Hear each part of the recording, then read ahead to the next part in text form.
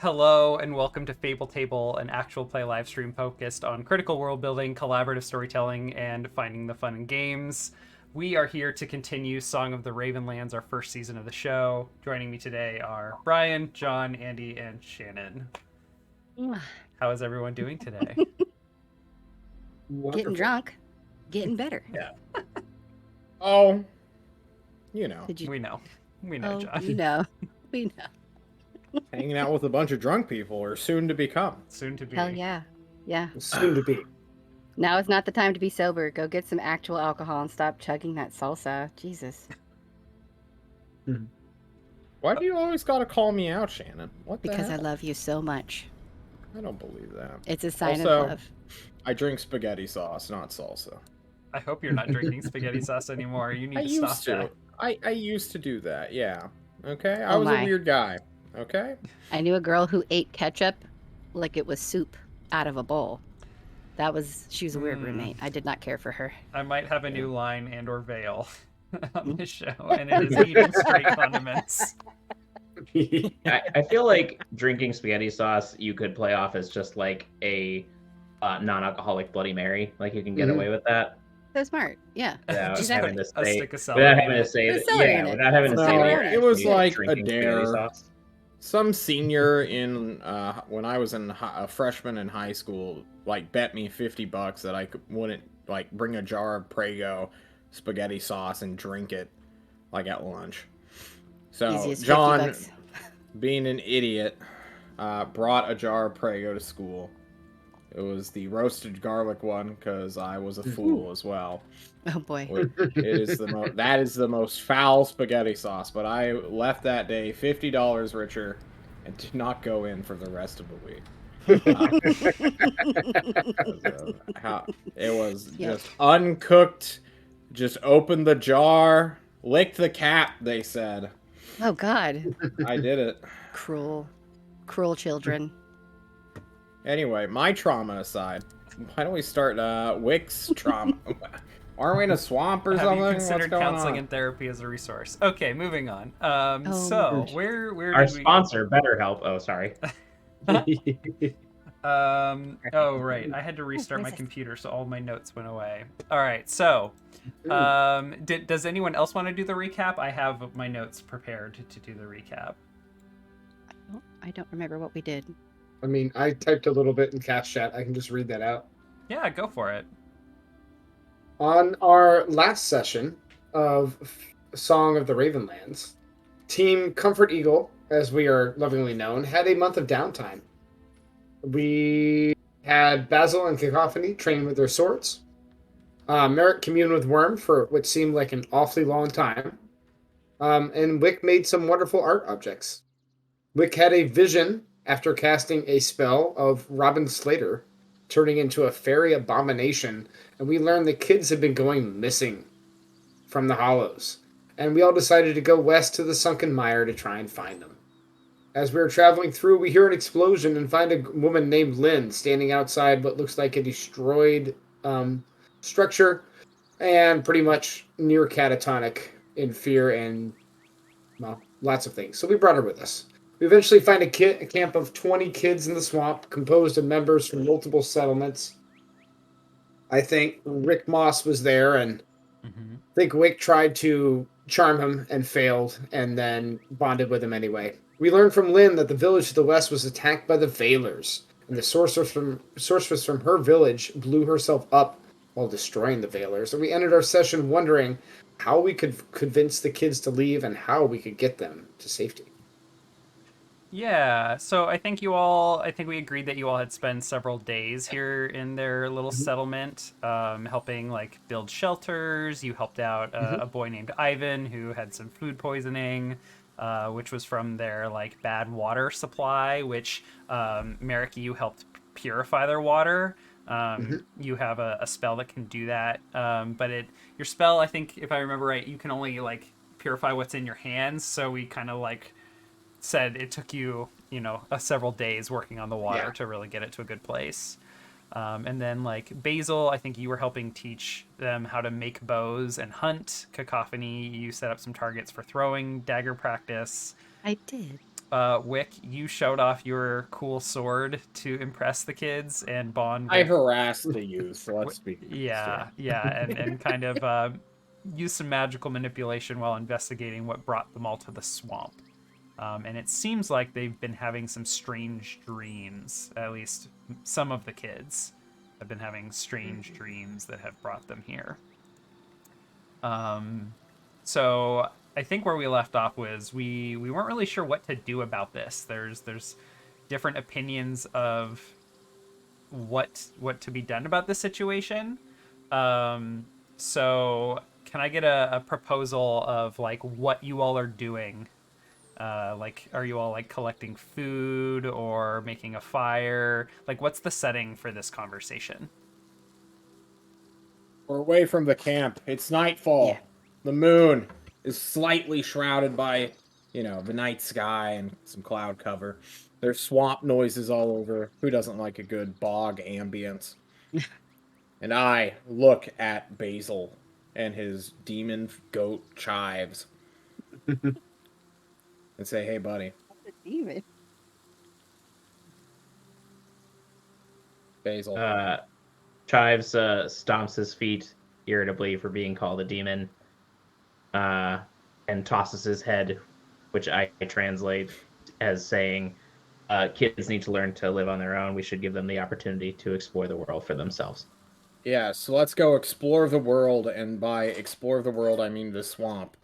You, me, maybe the crow, definitely Merrick. Well, we know that they were brought here under magical pretense, right? Like they've been having strange dreams. And the thing is that taking them back to their village obviously is not going to keep them safe because they were lured from their village in the first place. I am of the mind that we need to teach them how to defend themselves. Second.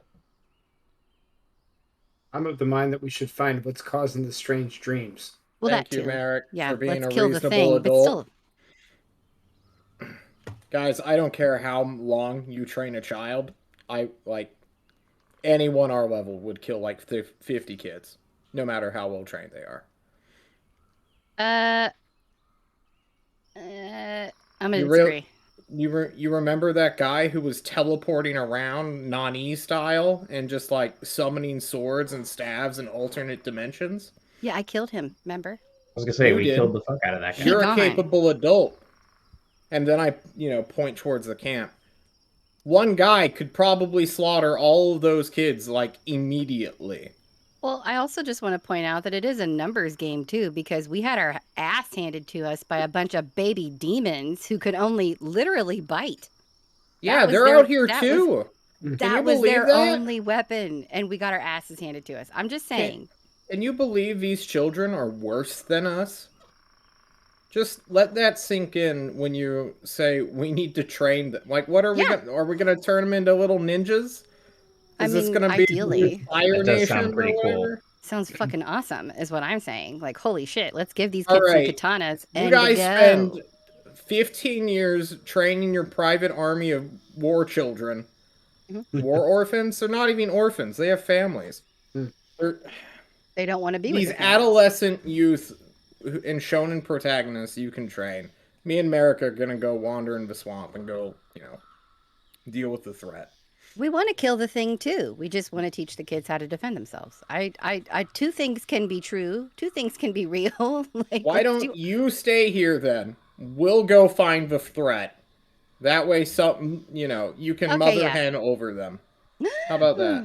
I'm going to take Protect offense to them that and with like ruffle my feathers at you in a very mean fashion. How dare you? I am unblinking, unwavering. This is the good path, and I am on it. I am a good person. Oh boy, he is You're all gone. evil. Wick is gone, y'all. He ain't there. Okay. So it sounds like we have not settled on how to handle this. Nope. I'm raising vote hand. I say we go into the fucking swamp and find what's ever endangering these kids. I second this notion. Thank you. Seems like the direct course of action.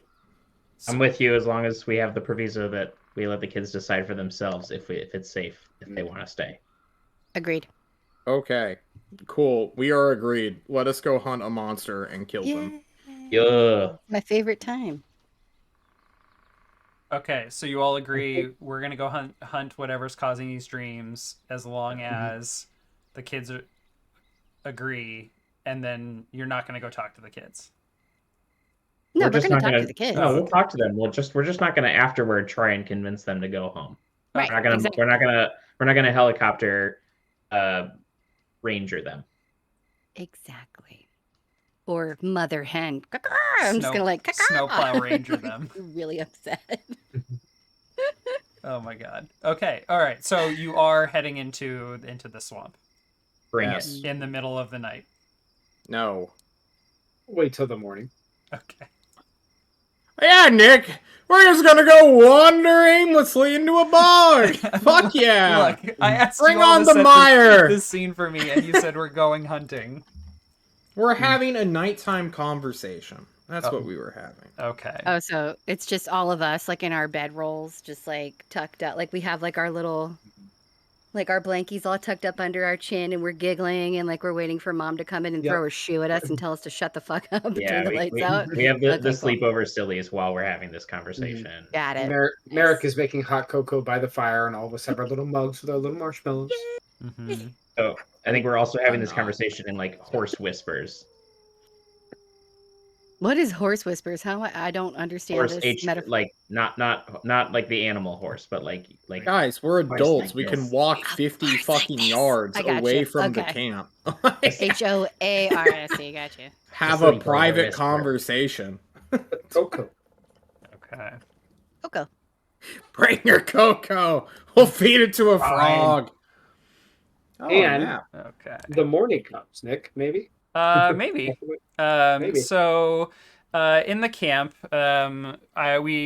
this is the map I have. I don't think it properly articulates what we've described the environment as looking like, because we talked about how they had kind of like hung tarps over branches. I think you all helped them make some lean-tos. So the shelter doesn't look quite like this with the stone walls, but I like the idea that there's like a log over here that you all are like setting up around, and some other trees in the swamp. So there's a pretty big dichotomy among the kids. There are those who are like, it hits sunset and they are young and developing, and they want to go to bed. Like, it is bedtime for them. And then there are the kids that like to stay up late because they're teens, or almost teens. And so they are kind of in kind of two groups, but they stay pretty close together because there is like one campfire for warmth and for light, and of course, there's lots of creatures here in the swamp, and so they need to stay close together for shelter. I am happy to let you all reorient like where you would set up to sleep for the night, or kind of like hang out before bed.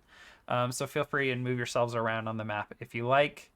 But yeah, oh, go ahead. No, I was gonna say I think where cacophony is at is good, just because it's like a big log. So I imagine that there's like dead things and like grubs and stuff underneath. It's like having a kitchen right beside your bedroll. She just like reaches in, grabs some bugs. She's cool. Mm-hmm. Nice. Little bedtime snack. Gross. I love it. So yeah, the kids have been, over the last few days, been getting well prepared. I would imagine that they already kind of had figured out like a watch system. So they have a kid, at least one kid keeping watch for a couple hours in shifts each night.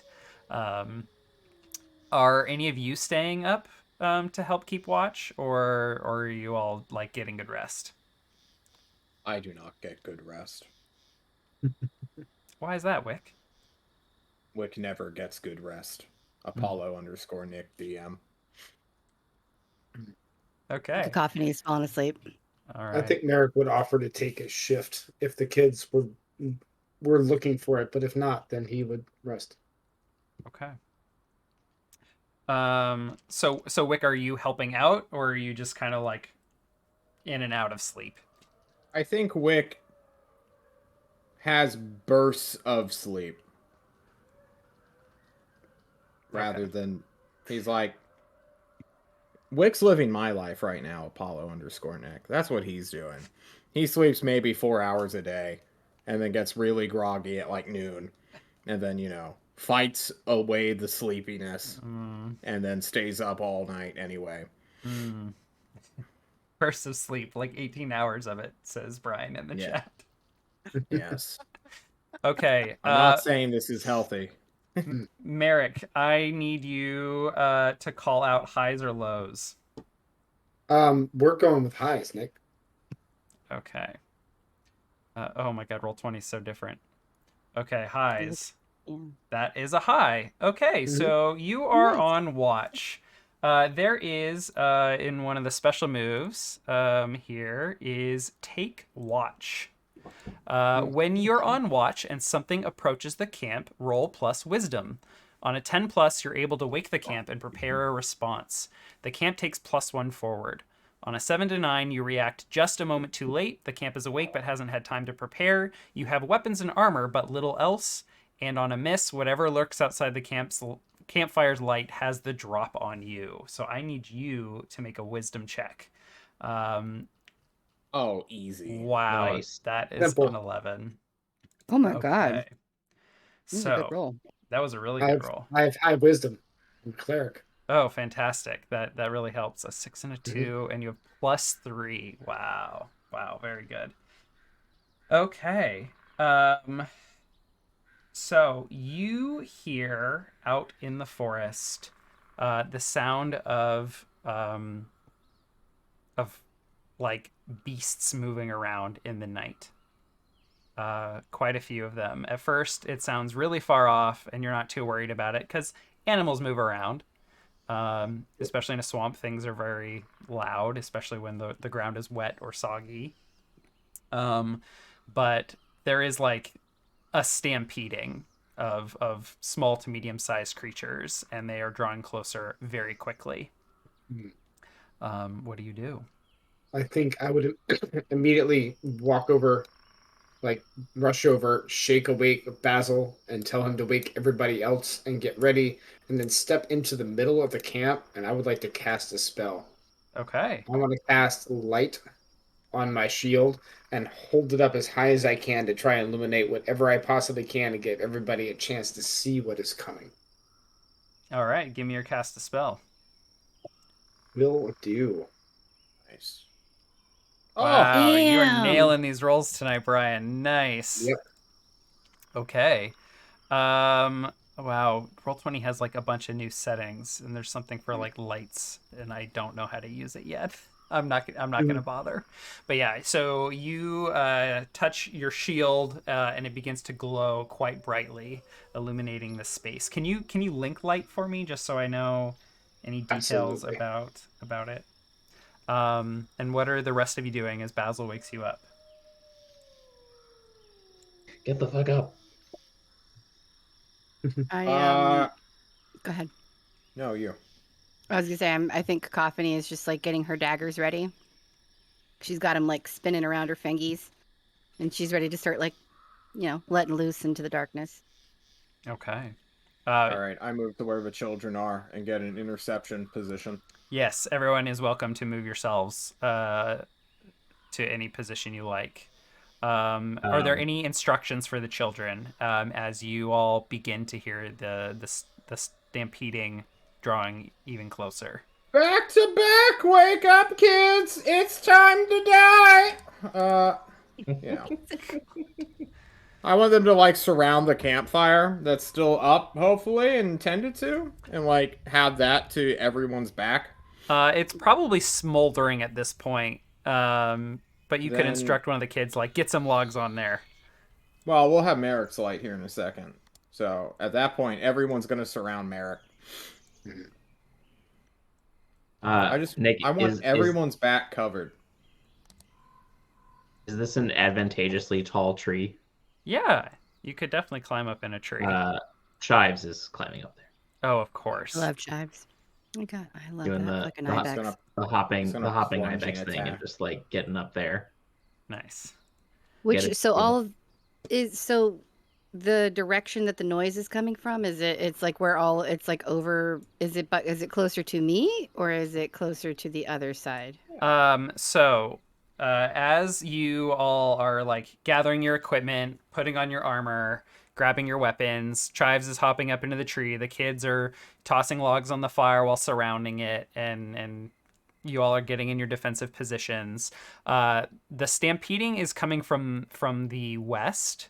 But soon you start to hear it surrounding the camp in the darkness.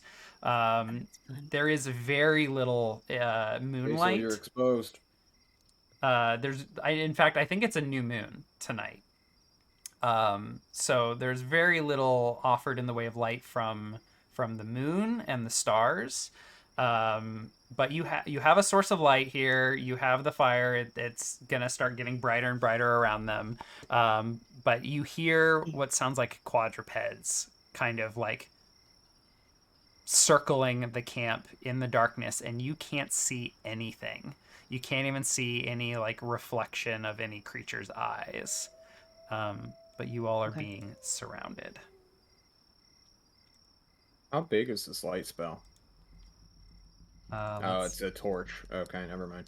yeah. I thought it was like daylight in 60, million feet. Where's the blacksmith's offspring? Let me mark one of them. Yes, mark them specifically.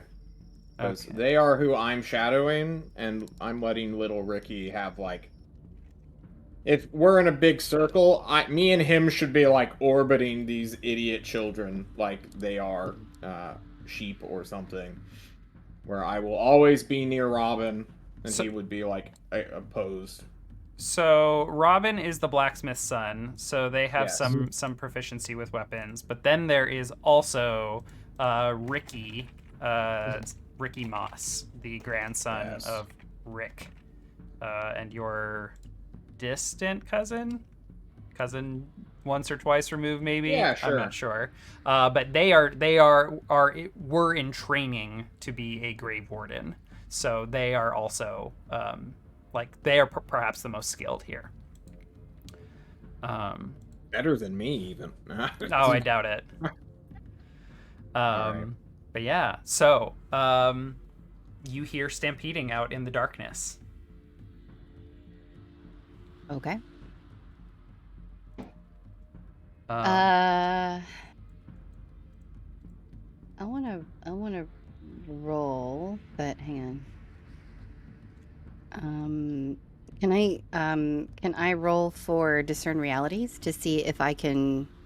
Will that help in this scenario? Hang on. yes, absolutely. Like, you can always take a moment to discern realities. Okay. Yeah. Yep. Are you Alright, doing anything in particular to try and gather information? Or are you just kind of like standing here and staring into the dark? I think I'm kind of, well, maybe I'll put myself more behind the like wall-ish thing that's here. But I think I am mostly just like staring out into the dark because I can't see shit.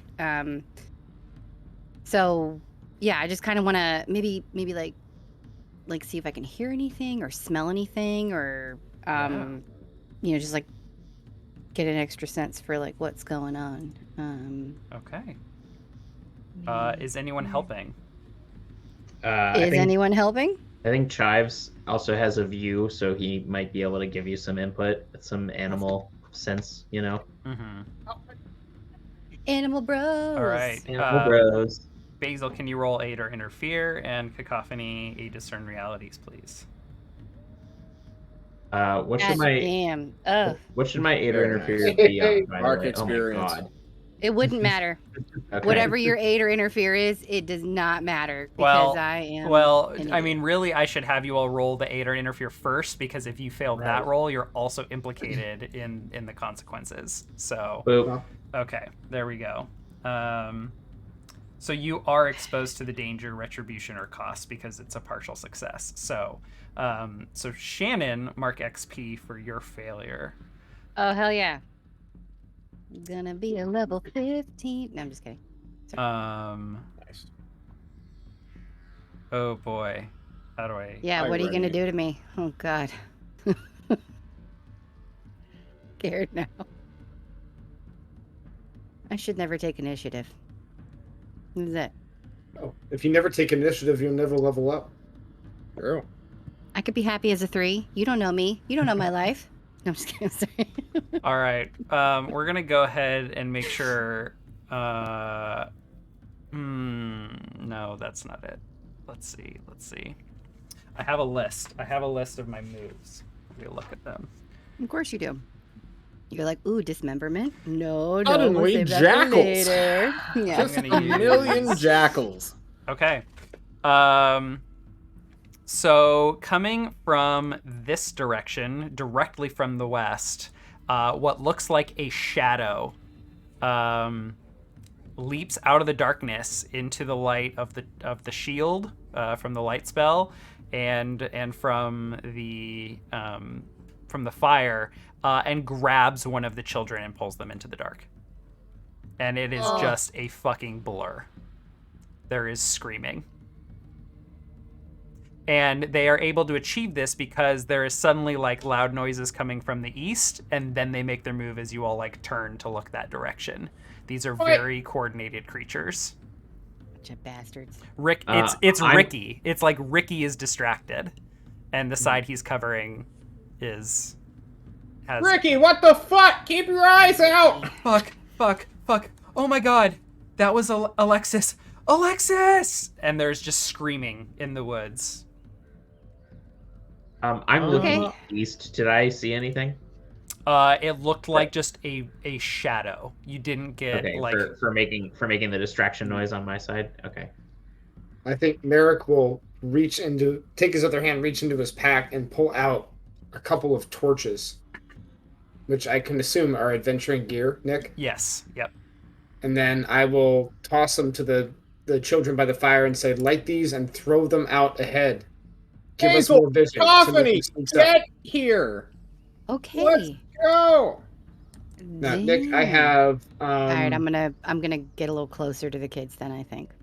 I have 4 uses of adventuring gear left. How many torches can I pull out? Ooh. Is it 4, or do I pull out like a bundle of torches as a use of adventuring gear? Good question. Let me. My goal is to create a ring of light outside of us, so nothing else can sneak up out of the darkness and grab somebody without being seen. That's a really good call. Let me look at Dungeon World rules. I think it's 1 each. I'm not sure. Yep. But I'm posting adventuring gear in the chat. You did link it? Yeah. Okay.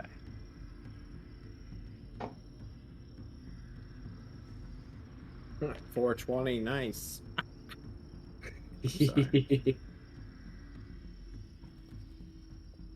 I just see numbers and connect them. I'm just like filtering for the word torch in the rulebook.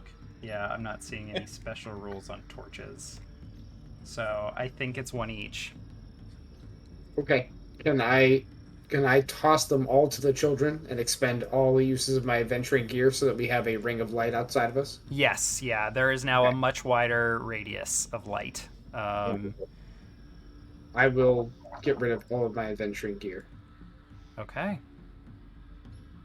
There is still screaming in the woods. Can I just throw a dagger at it? The screaming. You're gonna hit Alexis. A You're gonna blind hit the throw. kid. Yeah. It's like, Well, shut you know, up! And obviously just, like, I chuck a would dagger at try the to kid. Nice. adjust, right? I'm not just like, oh, I hear a screaming child, throw 3 daggers at it. You know. Hey, Wick is unhinged. We honestly don't know what he's capable of. You're he choked unhinged. a hobbit. I did choke a hobbit. It was hot. All right. Volley is very clear, like when you take aim at a target. Oh. I don't know if I can allow you to roll volley here. Fuck. Well, that kid's just gonna be mauled, I suppose. Roll me a D100, John. And on a 95 or higher, you can roll volley. Why don't I just roll you a D20? Okay, that's fine. Just to You fish sure? for an That makes estimate. sense. D100s are more fun to roll, John. You know what? You're right. If I get it, yeah, ignore it. But still, there you go. That's exactly what I thought was going to happen. Yep. Oh, We all knew boy. it. Okay. All right. Well, I can't roll volley. Okay. As somebody screams out, Alexis, they got Alexis. I will yell, Alexis, yell out. I mean, she is. If we she hear is, your voice. She is screaming. How far away Has is not she? stopped. Like 10, 15 meters probably Oh. into the dark. To the west. So throwing the torches out though, like that didn't illuminate anything that was beyond it, like a little bit further, or Okay. For a few brief moments, as the torches get, stuck into the fire by some of the kids and then tossed out in various directions, you all get a glimpse of some of the creatures. And they look like shadowy black wargs, the color of night. And they very quickly step away from the light and back into the darkness, completely shrouding themselves. As I mentioned, they're like quadrupeds, so basically consider them to be like spectral hounds or shadowy hounds. As you all are kind of like biding your time and waiting for something to happen, you're basically clocking that there is between 6 and 10 of them. Nice. And they're just stalking you and waiting patiently. What's the plan, Wick? Either we switch shields, I run out and just start attacking them, or we let one kid die, and we have to call it there, and we just stand our ground. Oh, I should also mark Lynn. Probably. Yeah, we're Well- pretty fucked here, guys. I mean, what do you want me to say? I'm Well- telling us to leave for this entire time. I mean, I don't care about my life at all. So if we want to switch Easy shields swag. here and you hang out and defend the kids, I would do that. And while we're having this conversation, Alexis is being mauled and eaten alive. So I'm yelling all of this information out. Ugh. Yeah, given that no one is taking immediate action to go help Alexis other than Wick trying to throw a rando dagger, I think her screams stop. Okay. I back away from the outside and hold my light higher. And this time I'm going to channel my spell and turn it into a bright white light, as bright as I possibly can. Mm-hmm. It may not mechanically mean anything, but I want to be a beacon here in the middle, Yeah. trying to keep the shadows away. I think I'm gonna call out to the kids and tell them to hang on to each other, hold on to each other's hands, arms, clothing. Don't let each other go. Form a tight bundle. Yeah, they're packing as That way they close can't to get this. picked off. Yeah, they're packing in as close to the fire as they can without actually stepping into it. But there are, I mean, I don't have 20 tokens on here, but there are 20 kids. Well, 19 now. Well, 20 with Lynn. Damn. Oh You're yeah, cold. Lynn's here. You are a Basil. cold ass GM. As soon as you see one of them, try to fire a shot. See if we can start scaring them away. I'm Wait to surprised see if there's a Basil bigger hasn't one. been snatched yet. Yeah, He's Andy, just are hanging you out. standing out here, or where are you? You can always Yeah, grab your token and I have move it. an outset position on the east side to protect us from on the other side of the camp, and I'm also haven't been moving, so I'm invisible as well. He's That's hidden. right. Mm. Oh, I I forgot. forgot about that. Damn So it. I'm just Damn you, elven Chives. blood. Chives and I are just aware. I have a sight line of Chives, and he can nod and give me information about what's out there. Wick, Uh, can you yeah, what's connect up? to Basil in his mind so you can communicate so he doesn't have to give us position away? I don't think so. Do we need to touch to open telepathy? Yes, Think I believe so. Yeah, I need a touch. In the future, we'll keep that in mind. Hmm. But I'm just, first thing, anything comes towards me, I'm gonna murder it. So, I got my knivies out. So would it be? I mean, like, I I was guess I don't gonna want to lose you my got- knives, but like, should I just start chucking them wildly into the darkness? Like, if Alexis is already dead, I think we're safe to just start like Wasting throwing all of our projectiles. ammunition. Sure. Anything can be a weapon if you hold it right, Wick. Okay? I'm just saying. A child just died. Stop being smart. I'll yell out. I'll start yelling. I'll start yelling. Show yourselves, Mhm. you bastards! I'll start making as much noise as possible. I'm going to tell everybody to hold fast. Eventually, they will come back in. If we bloody them enough, we can scare them away. Okay. You hear the sound of two of the beasts coming from the west side. I will direct my light in that direction and shine it towards that side. I move opposite of that direction, knowing it's a feint. Because if it wasn't a feint and they're not using pack tactics, well, shit, Chives would probably see them first. But either way, Good I call. shift slightly. Good call, Wick, because Yeah. I rolled for which direction they're fainting from and which direction they're actually coming from, and one of the shadow beasts does in fact come in from this side. Hey. Robin holds position here, and he also calls it out, but you were already ready for this. Do I hack and slash? Or... Yes, hack and slash, as this night warg is what they are called, comes tearing towards you, and it looks like completely black and shadowy in nature. Like as it runs, you know, what looks like fur is in fact very like wispy. It's okay. and smokes I see with off my of inner them. eye. Since I want to interrupt you real quick, I'm sorry. Since Merrick here, our boy Merrick, managed to wake us all up, do I have +1 forward to this? Yes, the camp does have +1 forward. Thank you so much. I'm sorry. Please, what were you saying? Yeah, so the night warg comes running up to you. It does have like matte. Is that right? Where it doesn't like it's not glossy. Yeah, the it's opposite of matted gloss. fur. No, it has matted like eyes. Like it has black eyes, but they're not reflective like many creatures are. And it comes charging towards you and Robin. Give me your hack and slash. Why don't I roll a 16 and instantly Holy kill it? That's fuck. 2 6s +3 +1. Oh my god. By the way, is that a crit? Is that a critical hit? I mean, 2 there's6s? no crits in Dungeon World, but I don't know if I've ever seen a roll that high. I'm just saying, Nick. Wow. That feels like a crit to me. Just roll your damage, Ah, and we'll see if it's embarrassing. It's 10, not embarrassing. ignoring 2 armor. Yeah. So, as the beast draws really close, you can see that not only is it black and like, just like void-like in how deep and absorbent this color of their skin is, but as it gets really close, like up in your face, you can see strange patterns like over its body, and it looks like the same type of constellation, like dots with lines drawn between them, like you've seen on the robes of the Archveiler and on his staff.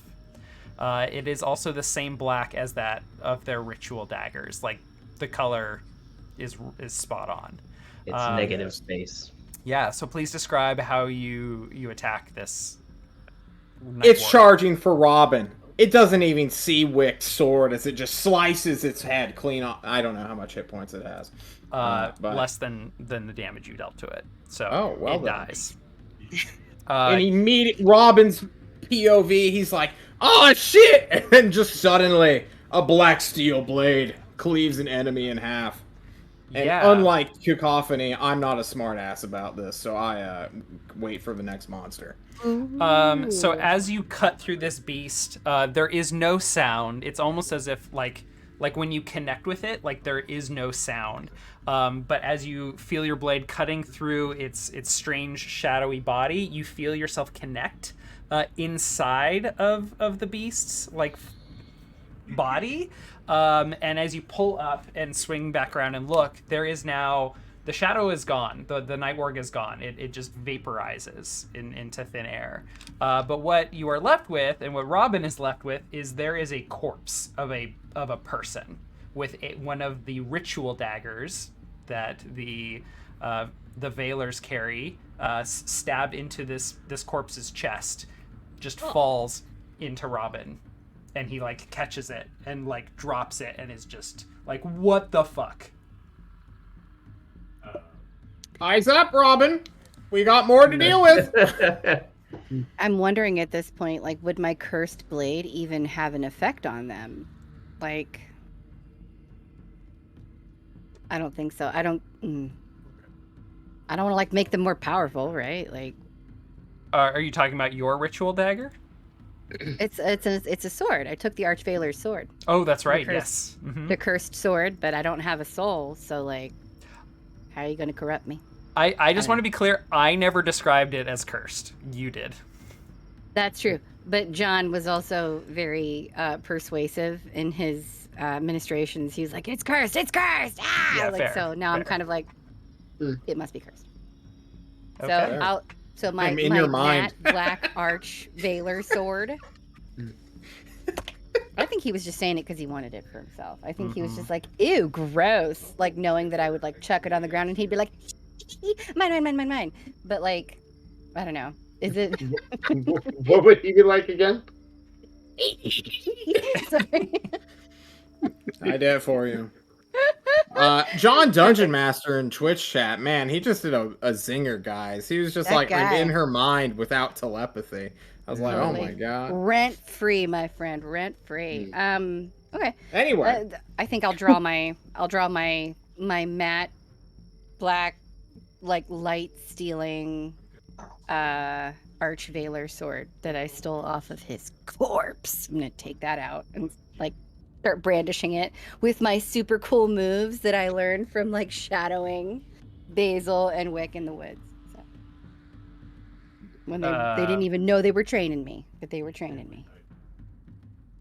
Give me a charisma Uh-oh. check, Cacophony. God damn it. You know I am not a charismatic creature. How dare you? Charisma is always my lowest.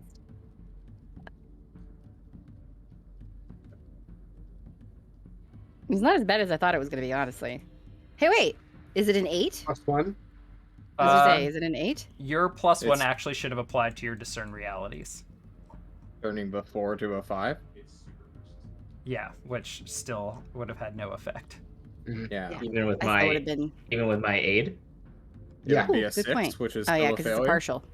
I think it was a 3, and the +1 would have given it a 4, and then the aid would have made it a 5, Yes. which Right. still would have failed. So the only Yeah, absolutely. yeah. So Yep. at this point, everyone has rolled and taken advantage of their +1s. But Well- the aid would be the same as a That's 9. fine. Yes, which is no different than an 8. Okay, gotcha. Never mind. Gotcha. Okay. So 7. Partial. Yes. Okay. You don't notice any, like, nothing about the blade, like, nothing about its nature comes to mind. It's not like vibrating in my hands, like, no. ooh, I have the power. Okay. No, but Cacophony, you do look up at the night sky for a moment. Like your attention is caught by something strange that you see up in the sky, between some of the small clouds, moving quickly through the night sky high up in the atmosphere. There is a single red star directly above you. One of the stars has turned red. Merrick, can Okay. I convince you to go on the other side next to Ricky? You bet. And I will move over there and take a defensive posture Thank Okay. you. and try to defend these poor children, pulling my axe out and holding my shield high. So, Go ahead and roll your defend, please. You got it. shit. Hopefully, with this current formation we got, no matter what direction these guys come from now, one of us should be able to always act. Because, we're ready. We're waiting. Yes. Our boy, Basil, Yeah. up front. He's got Nick- such an arc. Yeah. Look at this field of influence. Speaking of Basil, towards the south, you hear a couple more of the shadow or the night wargs moving in. And because you are hidden and you're a bit further out, you get an opportunity to shoot at one of them, like they are in your sights. Would you call them defenseless and unaware of me at this moment? I would call them unaware of you because, well, actually, can you link your move? It turns them invisible. Yeah. Which one? Is it like the one that Camouflage? Yeah. Enemies never Oh. spot you until you make a movement. I'm gonna give you the surprise because they they are unaware of you because you've been camouflaged until this moment. I camouflaged with a bloodweed arrow knocked, like ready Perfect. to go. Yeah. Okay. Then Since we had the drop, so yeah. All right. Then it sounds like you have the ability to use the move called shot. called shot. Yeah. Boy. All right. So when you attack a All right, defenseless, so I look up. Yeah. Oh, go ahead. Sorry. you can, so this move gives you an option. You can either just like flat out like just roll damage without rolling any move, or you can name a part of the target and then roll, which can give you an opportunity to do like extra stuff. Would you rather just deal your damage, or do you want to roll called shot? And do you understand what I'm saying? I'm just gonna deal damage. Okay, yeah, just roll your damage then on one of these All night right. orgs. Boop.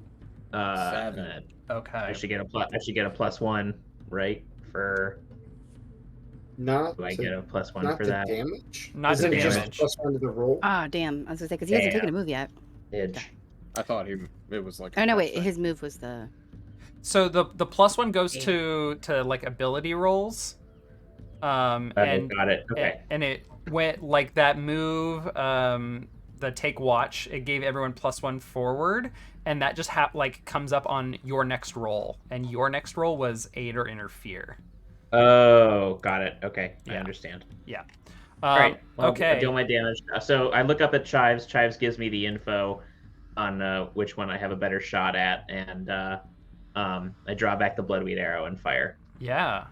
straight for the head between the negative space eyes. And the bloodweed, is that what causes the target to deal less damage? It's like reverse bless or It something. is. It is. Target deals 1d4. minus 1d4 damage 1d4. ongoing. Okay. until cured. So I'm going to go ahead and mark one of these 2 night wargs, and I'm going to deal a bunch of damage to them. Your arrow pierces through the night warg, which you've seen lots of creatures, especially, like canines, be wounded, and you see it like reel back and let out like a bit of a whine. Like it makes the motion to do that, but there is no sound like from its mouth. And both of them like pull back quickly back into the dark out of your vision. This was another feint as a different night warg comes from the north directly towards Merrick, who is defending. So would you like to spend your defense to do anything here? I would like to spend my defense to open up the attacker to an ally, giving that ally +1 forward against the attacker. Okay. Whether that's Ricky, because he's closer, or Cacophony, or Wick. Maybe I try to deflect him in one direction as he comes on towards me. Ricky doesn't roll. He just does stuff. Yeah, but this could open up the night warg to allow Wick to come in and also make an attack. I would love to dance over there and help. Okay. But I think it has to attack Merrick first. Yes. Yeah, it is going to attack Merrick for 6 damage minus armor. I believe you have 1 armor. I have 2 armor. Oh, you have 2 I armor. have Nice. I think I have chainmail and a shield. Okay. I'm definitely wearing my shield. Nice. So the night warg comes over and starts clawing at you. It gets a couple hits in around your shield, but you are maneuvering in such a way to basically hold it in place, which allows Ricky and Wick to make their moss attacks. So deal +1 damage as Ricky helps you. Okay, that's 5 minus 2 armor. That was my worst damage roll yet, guys. What is Oof. your racial ability? My racial ability? Yeah, you're a human clearly or a deductive, fairy, Nick. right? I chose the elf. I attack with dexterity. Oh, you attack with dexterity. Okay. I think Yeah. someone else has like they can reroll damage. Yeah, that's human. Okay. All But right. I'm not a real human. Okay, so you deal 5 damage. Okay. This night warg is not dead. You slash into them, and Ricky gets a good hit in as well. And the night warg is going to continue to attack. Actually, it's going to redirect towards you, Wick. So can you give me another hack and slash, please? I would love to give you another hack and slash. Merrick, are you helping? Sure. Okay, can you roll aid or interfere and tell me how you are helping? Roll it. I would roll aid or interfere, and I am going to try to use my shield and whack it down like at the side of the knee and try to knock it to the ground. Wick a better shot. Nice. But Ooh, that's a I failure. fail horribly. Okay, Wick. I hit. Okay. But I get hit. Yes. So you roll with +1 because Ricky is still, or your damage is +1, so you're still dealing extra damage. But the Night Warg is going to be snapping at the both of you. So can you each take 3 damage minus armor, which I don't think is anything for Wick, and 1 for Merrick. Damage. Yep. Do I take experience for failing my aid or no? Yes, you do. Okay. Does 12 bring it? No. God. Piercing doesn't work that way.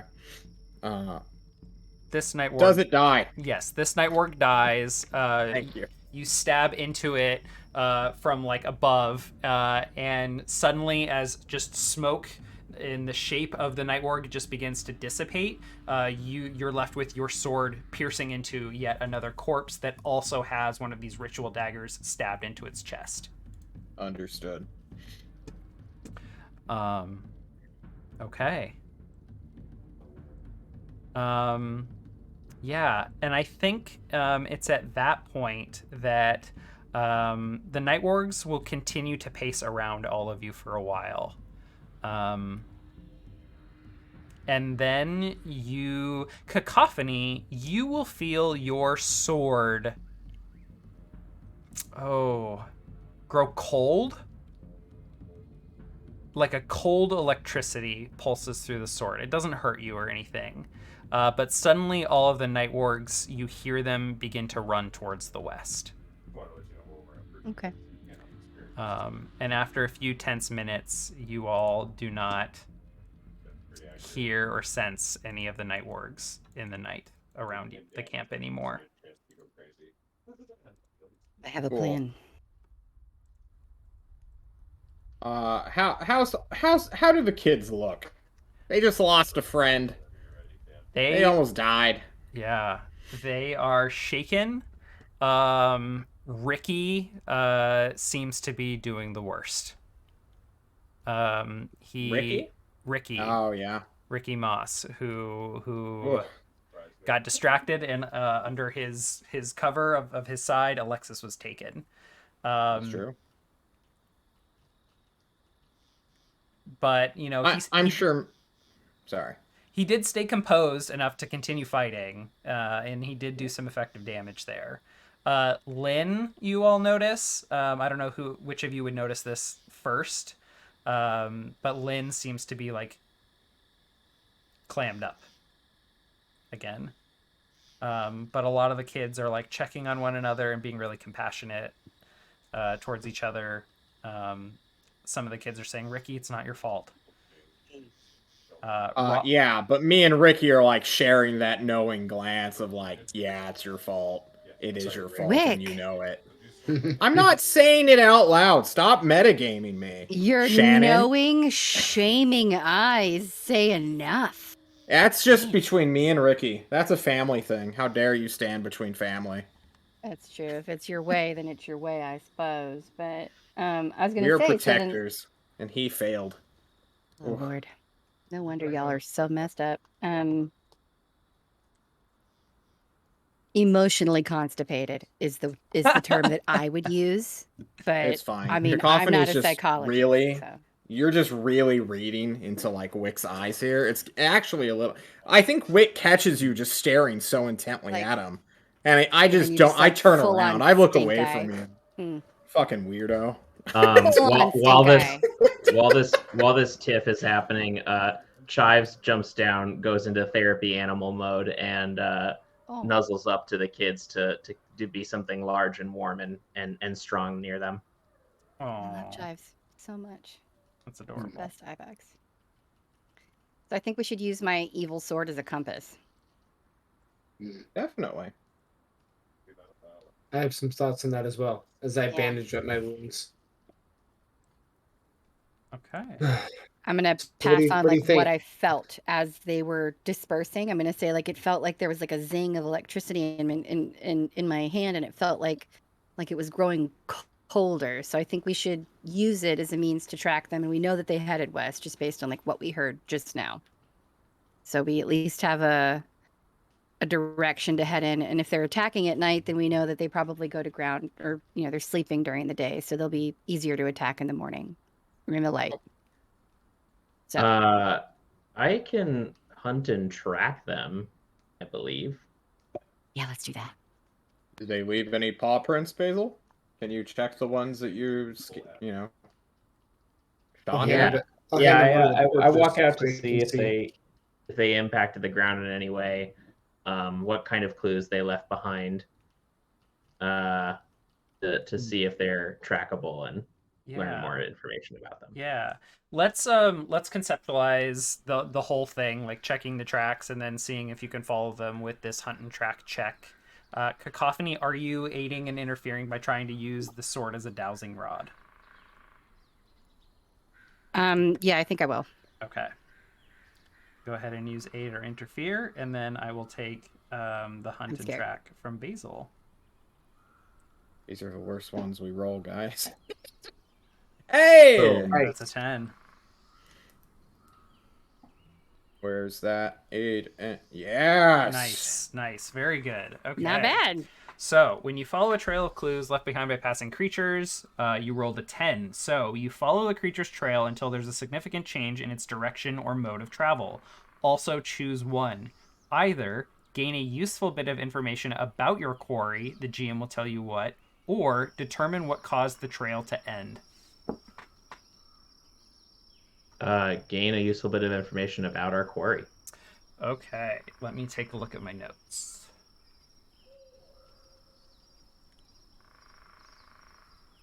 I don't think they bleed.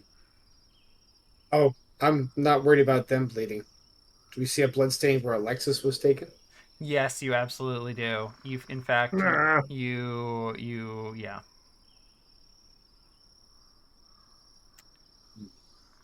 You do see a blood stain. However, you do not find a body. Looks like we killed two, and they're probably picking up one more here in a little bit. Yeah. Probably. Let's keep that away from the kids. Okay. For now. I look at the two foreign bodies that have just shown up at our camp. Yeah. Oh, yeah. Yeah. I should. Both mention on this. top of Robin at this point. Yeah, like that one just like literally fell forward as you cut the beast down, and it was like a corpse that you dismembered. Like when you cut through the night warg, you also cut through this body. Did it bleed? Or is it like a husk? It's a of a husk. person? It was a husk. Okay. Very cold to the touch, and yet it did not have rigor mortis, like in a way you'd expect. So here is a useful bit of information about your quarry. As you track these creatures, you find that there are not paw prints, but there are in fact foot and hand prints. And the two corpses that you all of the two dead night wargs and their ritual daggers, they are both human. Great. Nightly fire time. I need to talk to the kids.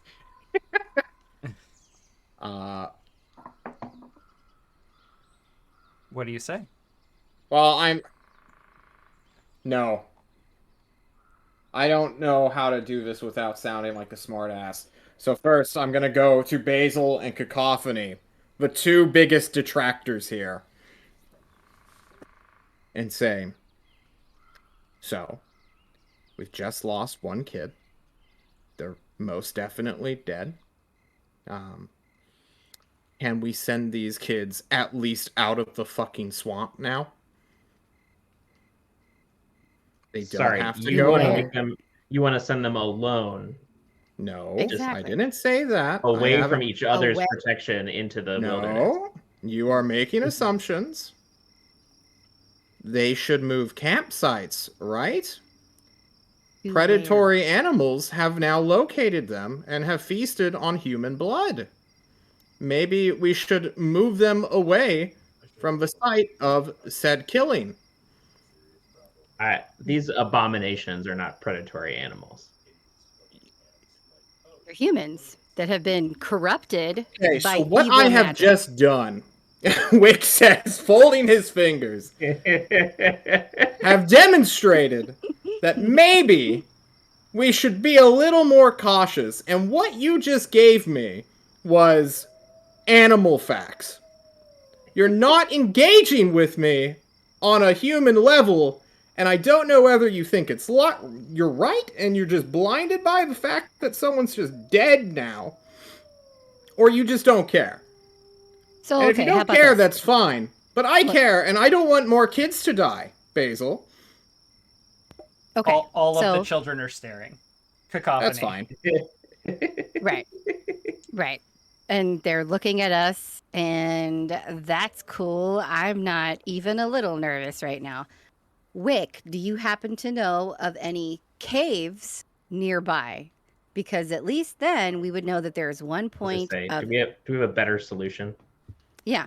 Is there there's one point of entry and one exit? It's much easier to, shield Somebody and is surround dead! kids. Yeah, okay, we're trying to stop the rest of them from being dead too. These people are outside of their field of experience and are now being picked off by ghost hound dogs. Okay, what? I'm going to stop How talking in your to Wick right now, and I'm going to look John, at Merrick you're being and very be like, loud. Wick is gone. I'm gonna be like, Wick is gone, Merrick. Do you I'm know losing my anything mind, Merrick. Nearby, we can stash the kids. By the way, Chives' instincts as a therapy animal is he's just pushing himself up against Wick and kind of forcing him away from the group, Right. He's hurting him. trying to Yeah, cuddle kinda him, just cuddle okay. him away. I Over look to here, big Merrick guy. with my most pleading, responsible. You are both a chef and old enough to be people's dads. These two youngsters who don't understand We're trying to get them into a anything cave. are getting people killed, Youngsters, Merrick. Thank you. Hello? We need to take them somewhere Love to be safe. young. Hello and welcome to Yeah, But My Point Is with Shannon and John, where they just discuss anything. Absolutely. I will turn to Welcome, Basil and callers. Cacophony and say, well, we intend to hunt down this danger and free these kids from it, but do we take them with us? No, because I can't protect all of them, and they'll be a hindrance at that point. One of them is dead now. of The them. rest of them will be also if we take them with us. We need to Then- stash them in a cave and then put a big boulder in front of it. Oh my god. So not only do you want to put them Or in an something. area that has one entrance and only one exit so they can't escape, but you want to We're gonna block them trap in them. and trap them. You know, And for then somebody. leave- Yeah, So So that yeah. Yeah, you're picking up what I'm putting down. Nice. Okay. just so that I'm clear.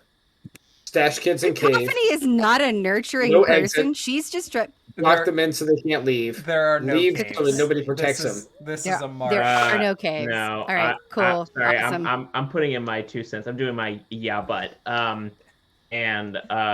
We're better with numbers. These kids wanted an outside experience. Let's fucking give it to them. Give them some fucking knives. Let's all go hunting together, all 20 of us. I look at the kids. All right, kids, you see, you want to go on a hunt for those wargs? Or I gotta fucking get more of you killed, but hey, for freedom, right? Come on, let's go! Robin chimes in Merrick. for the first time. Any of the kids speak up during this bickering, this loud bickering, and says, "We probably would be better off in large numbers, especially with Merrick's magic." Shit. Okay, fine. Wick Has anybody just thought starts to ask- laughing. Has anybody thought to ask the kids what they want to do? That's what I'm saying. Great. I literally great just point, yelled Merrick. at them, asking the question of, "What are you guys ready to go?" Oh my god.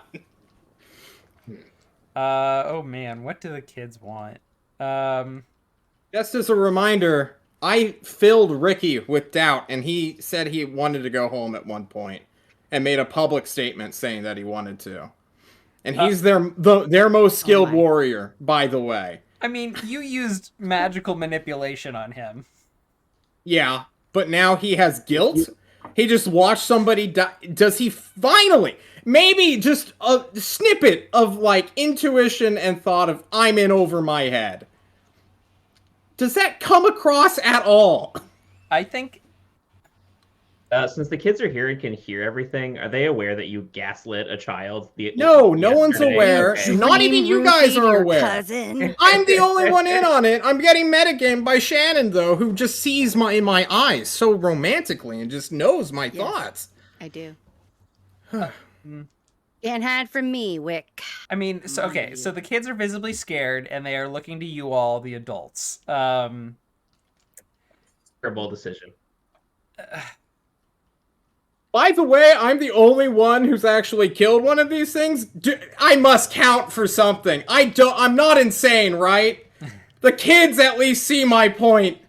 Nick, tell me the kids see my point. Okay, so I want to honor the work that you've been doing with Ricky, whether or not it was manipulative.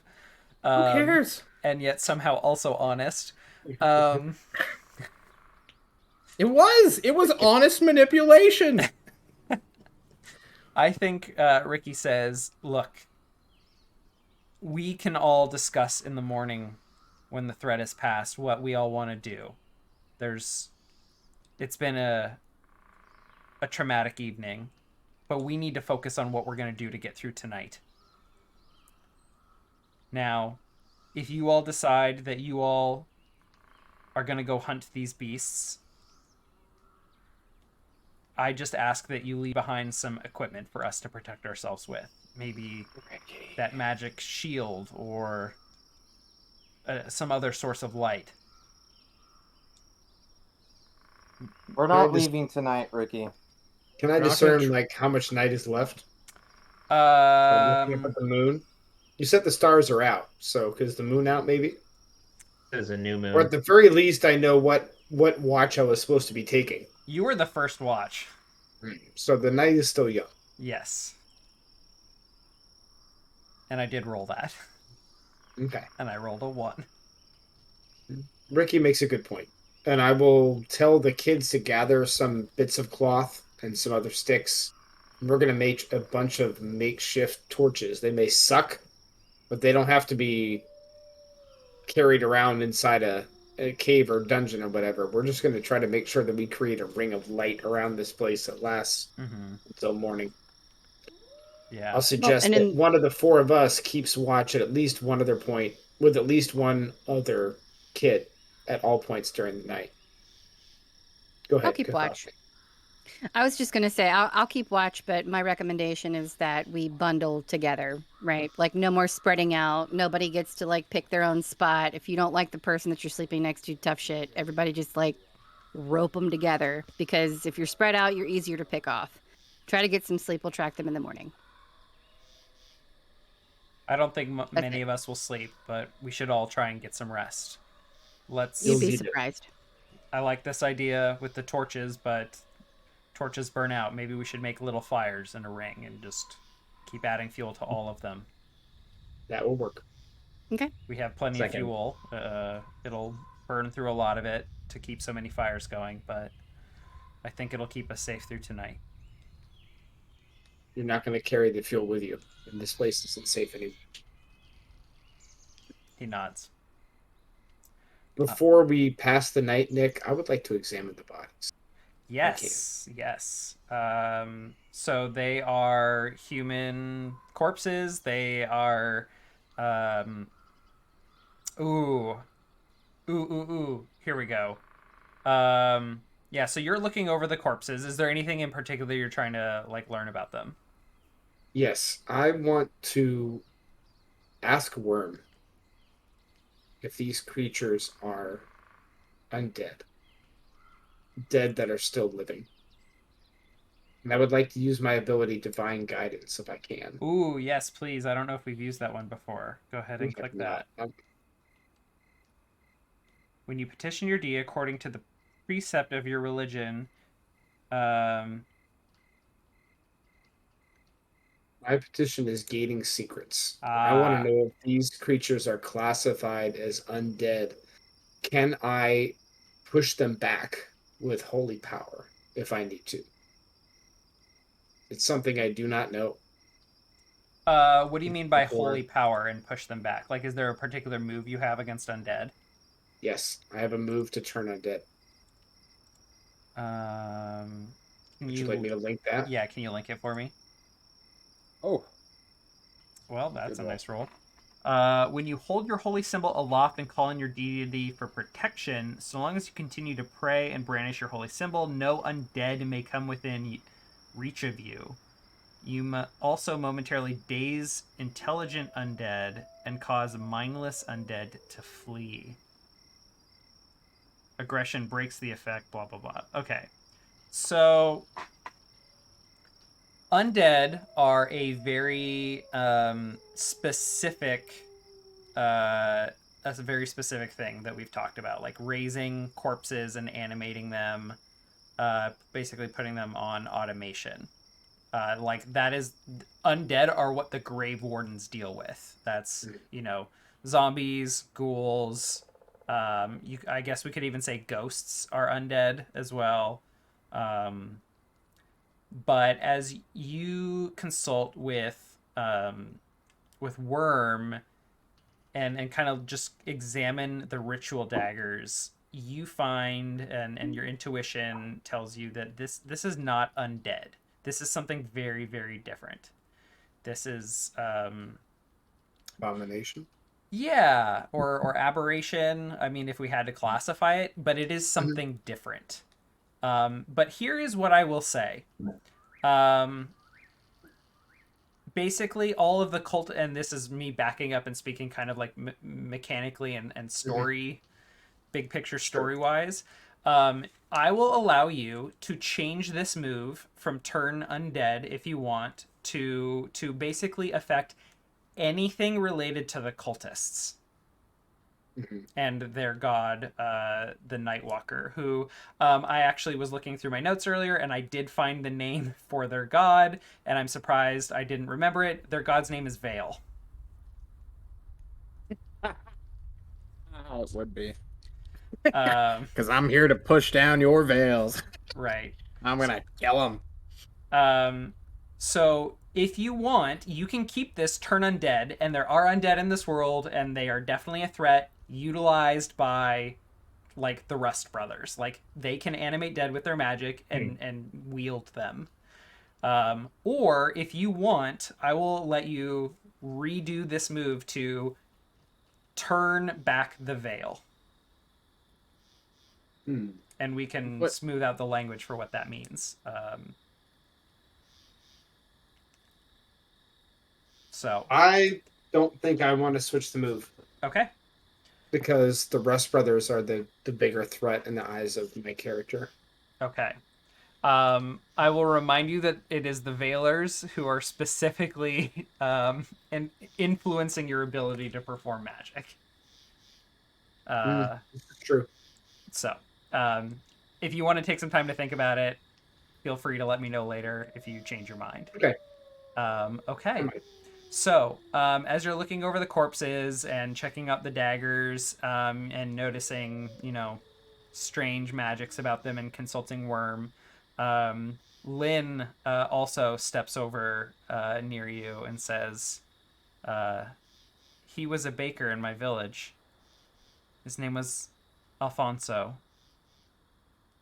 Alfonso. Okay, that's messed up. So we should bury him. And give him a proper send off. And Alfonso is the one who was cut in half. And then there's another one, right? There's a second corpse. She identifies that one as like a doctor. Well, this is like even worse because these people clearly weren't like willingly participants in this. They were taken and turned, and that's. Should I So ask them? this is why they attacked my village. To take our people and turn them into this. Yep. The world's a pretty messed up place.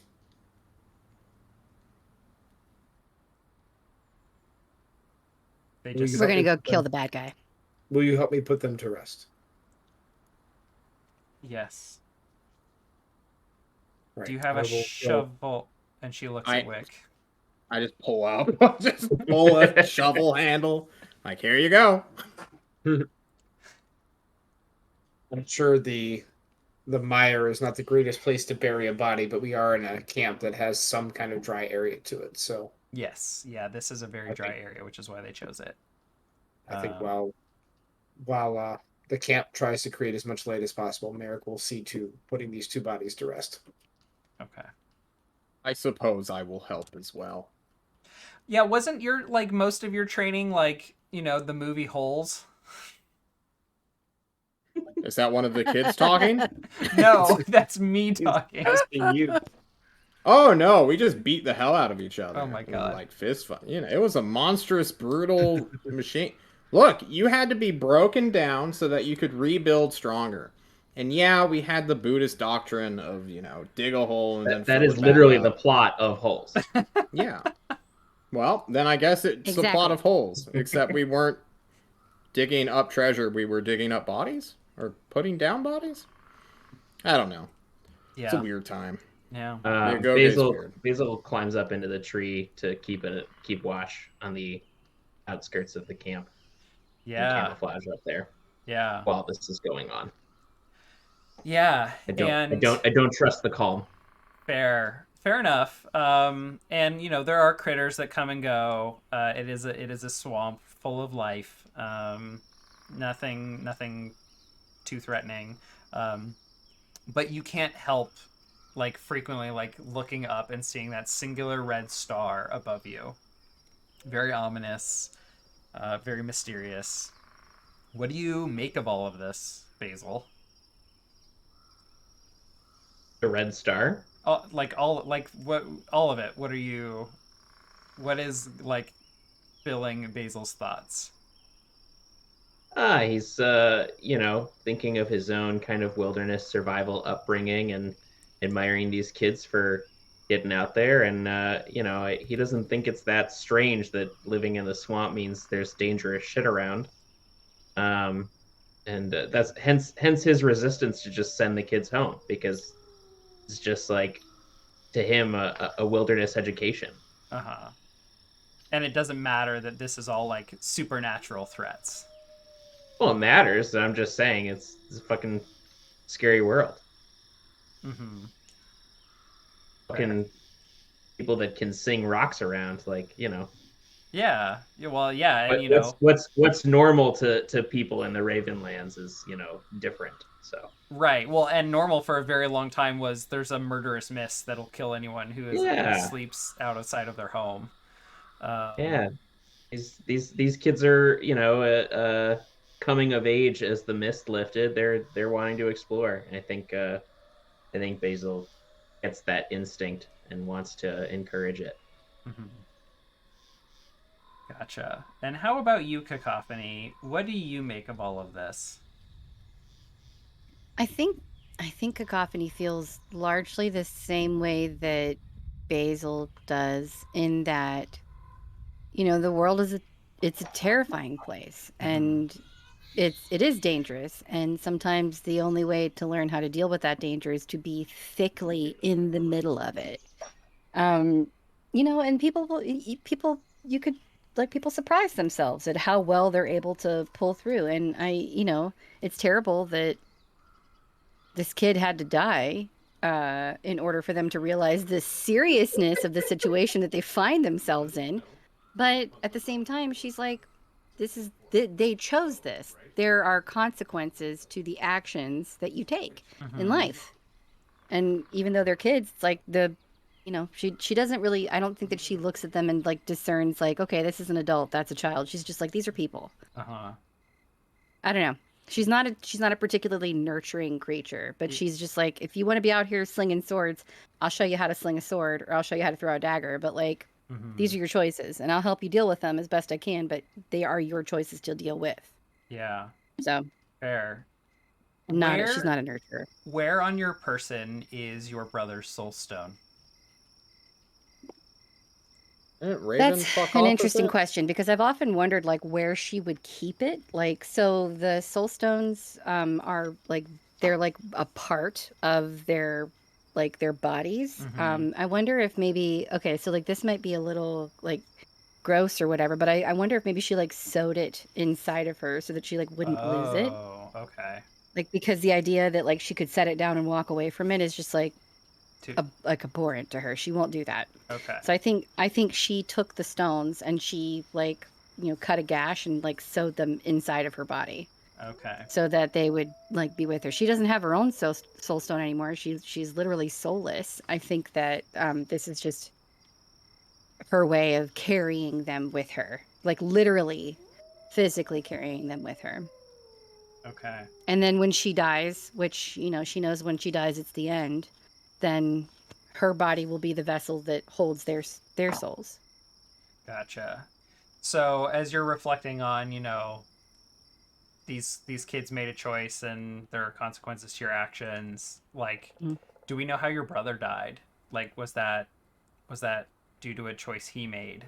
And no, it was definitely it was definitely as a direct result of something that Cacophony did. And she feels horrendously guilty about that, which is sort of why she has made this pact with herself. She's made this like she's on this mission to make sure that her brother's soul is given to Raven, because she's like, he's going to ascend no matter what. Like, he has to, because of my actions. I can't live with the idea that he may never like see forever or heaven or whatever heaven might be for my people. So yeah, I think it was 100% a direct result of something that she had done.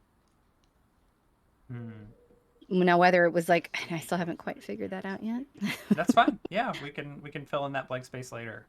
I was gonna say I can pull my tarot cards and do a reading for Cacophony's brother, but no, I'm a big fan of when playing games. Like, if you don't need to answer a question right now and put it off till later, why not? Because there may be a moment later that we can answer that question and it'll perfectly fit in. So good storytelling. So love it. No rush. Okay. Yeah. Cool. All right. And I want to. I mean, we've heard a lot from Wick. John, you've been very straight with us about how Wick is feeling. I'm just gonna check in with Merrick really quickly before we go to our break, and then we will decide what to do as the morning comes without incident. But so Merrick, there's been a lot going on with these Veilers and their strange magic, changing the nature of magic and changing and influencing the world in really weird ways, both physically with like the dam and now with the stars. Like, what do you make of all of this? What is on your mind? Merrick feels like he needs more information. There's too many mysteries out there and not enough answers or not enough facts to help piece them together. He's also sitting in a large dilemma as he sits there and waits for the night to pass. Wick is right. Taking these kids forward into danger is a bad plan. But also Wick isn't right in the fact that we can't, like, this is our chance to find the Veiler. And then we can't send them back away from us as we go hunt, because then they're sitting ducks. Basil is right. We should train these kids to defend themselves so that Training they're useful, montage. so they don't get killed. But Basil also isn't right, because these kids can't stand up to these wargs. Mm-hmm. Yeah. And all the choices here have an upside and a downside. We're also like maybe 4 days away from camp. If we turn around now and try to retreat away from these things, we're going to be dealing with this fight every single night. So Merrick is trying to find an answer Wait, what? that doesn't alienate his party. We're like 4 days away from the Hollows. We're man. 1 day away. How far are we, Nick? Let me do some We quick marked math. off 4 rations for the 4 of us because we were 1 day away. Yeah, I think it is like.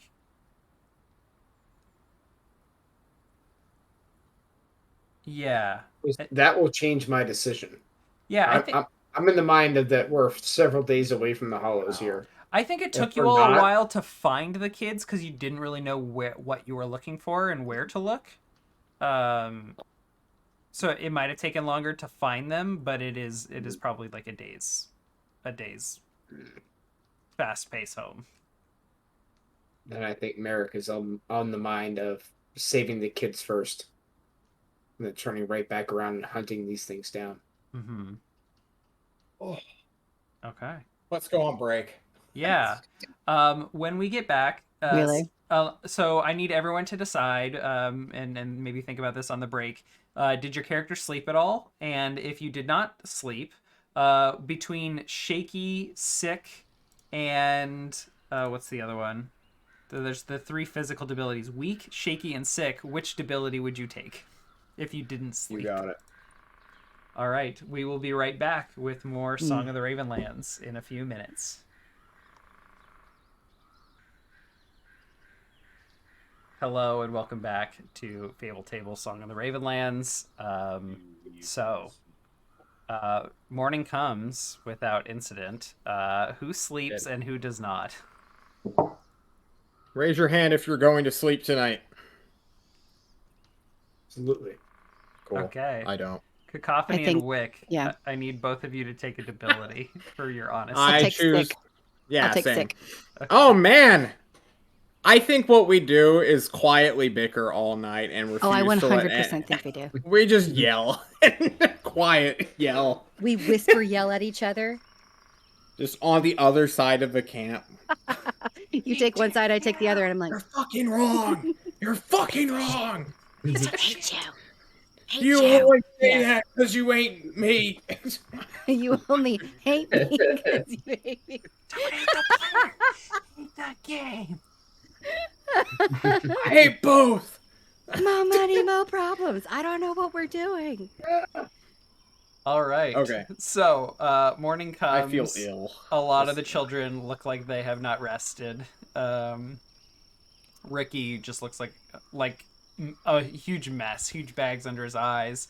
But thanks to his training, he is carrying forward and staying composed, but just looks distracted and exhausted. I see it. But I know it. yeah, Robin is doing a good job of leading his people. And he kind of meets up with each of you and he's like, so what are you all doing? We're about to have a meeting amongst ourselves to decide what to do. I touch Robin, not Ricky, right? Robin's the leader? Robin is the leader. Robin.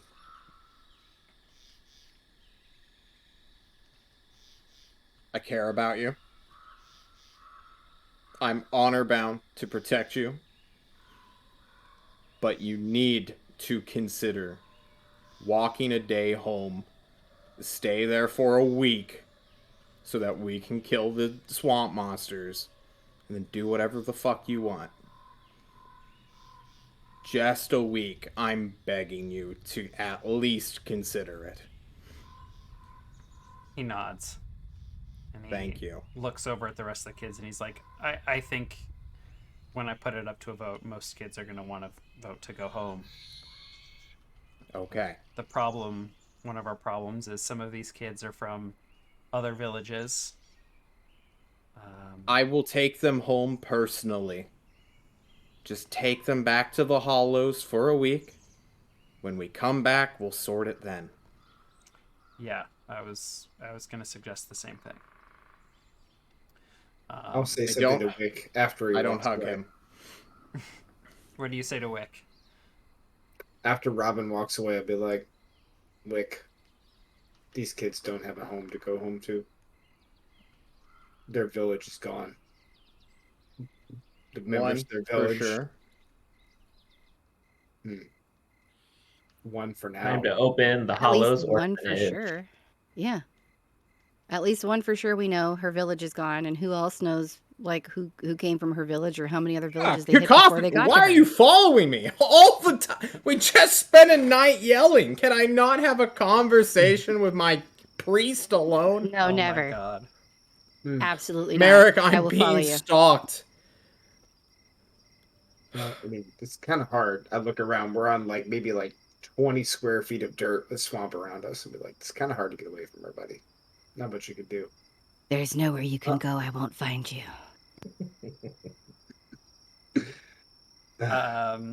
Lynn is taking particular comfort with Chives, who, as a therapy animal, is really helping her out.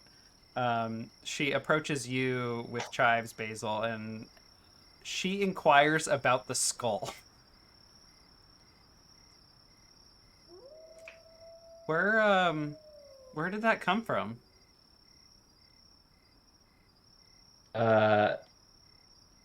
Chives has had that skull since before I met him. I've wondered that myself for a long time. Obviously, Chives can't tell you where that skull came from. But I have learned that whatever you think of Chives' character, that skull can just be whatever you need it to be. I've talked to that skull in moments of madness, and as a friend, and I have hated that skull when I needed to. It's oddly comforting. And we've even adorned it with flowers in the eye sockets for special occasions. I like to imagine that as a therapy animal, the skull can be like a fidget spinner on his horn, and it's got like various teeth and like the jawbone that you can like do the click or like push in like a button, like one of those fidget It's toys. got. I mean, the back of it's like a puppet. It's just got We're like talking about indentations. playing with a skeleton, but I'm not allowed to bring up cannibalism. That's Are you kidding me? right, John. You shut the That's fuck up. bullshit. We take it to a place of whimsy. You always go to the darkness. You go to the it's sometimes when you need a moment of therapy, you want to talk about something. Talking to a goat is not necessarily an accessible thing for people, but if there's a human face, they can access that. It's funny, you met him when the skull still had a face too, so you know. Yeah. It was still That's a decomposing good at the point. time. Yeah. Oh, dark. That's a yucky, Mr. Yuck. Oh yeah, now we're caught. Okay, team. Okay. Oh. So, Robin gathers the children. Is Lynn comforted by that story, or is she like still freaked out? No, she's comforted. I think Okay. Chives is really helping her out, and strangely enough, death is being normalized for her, even though she's been through a number of traumatic events in the last like 24 hours to 48 hours. That's what Chives brings to the table, is understanding death. Yeah. So Robin True. gathers the children. They have a conversation, and Robin's and basically y'all's intuition is right. Most of the kids are like freaked out by this. Robin says we could go to the Hollows until these brave adventurers, the Comfort Eagle, can deal with the threat, and we can decide what to do from there. But it's just not safe here. And a couple of the older kids chime in and are like, well, we don't want adults like telling us what to do. If we go back, they're never going to let us leave again. And Robin says, you know, that's our choice. We can make choices for ourselves. If we want to leave again, we can. We will figure it out. But right now, we need to prioritize our safety. If we stay here, we could die, and that's not what any of us want. And they nod, and then they vote like that they will return to the Hollows. Now it's a matter of, are you all escorting them, or are you going to follow the trail, which we've already rolled for. Like, there is a very clear trail for you to follow. Here is the rub. There are ominous clouds up above, and it is possible that the trail will be gone when you return after 2 days. One to go back and one to come back here. So the question is, do you want to risk letting the Veilers, or at least these night wargs, get away, or do you want to do you want to track them now, or guarantee that the kids get home safe and risk losing the trail? There's not a reality where Wick would choose the former. I'm going with the kids back home. Okay. I know that's a pretty hard and undemocratic way of doing things, but I have utter faith in Basil's ability to track. Okay, so then we'll we'll take the kids. We'll see you there. Yeah. I just want to be clear. We can split the party. Like, that's fine. Are you sure? Yeah, I am certain. I am 100% certain.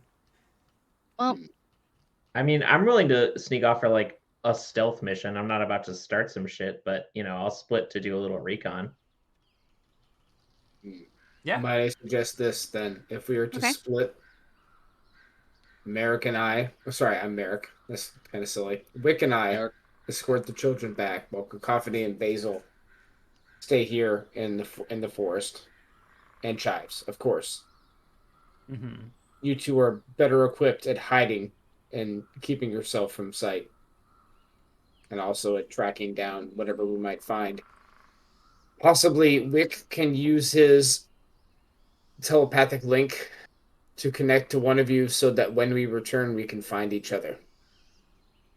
And then we can return with more rations as well when we come back. I think that's a really great idea. That is a really, really good idea. Seconded.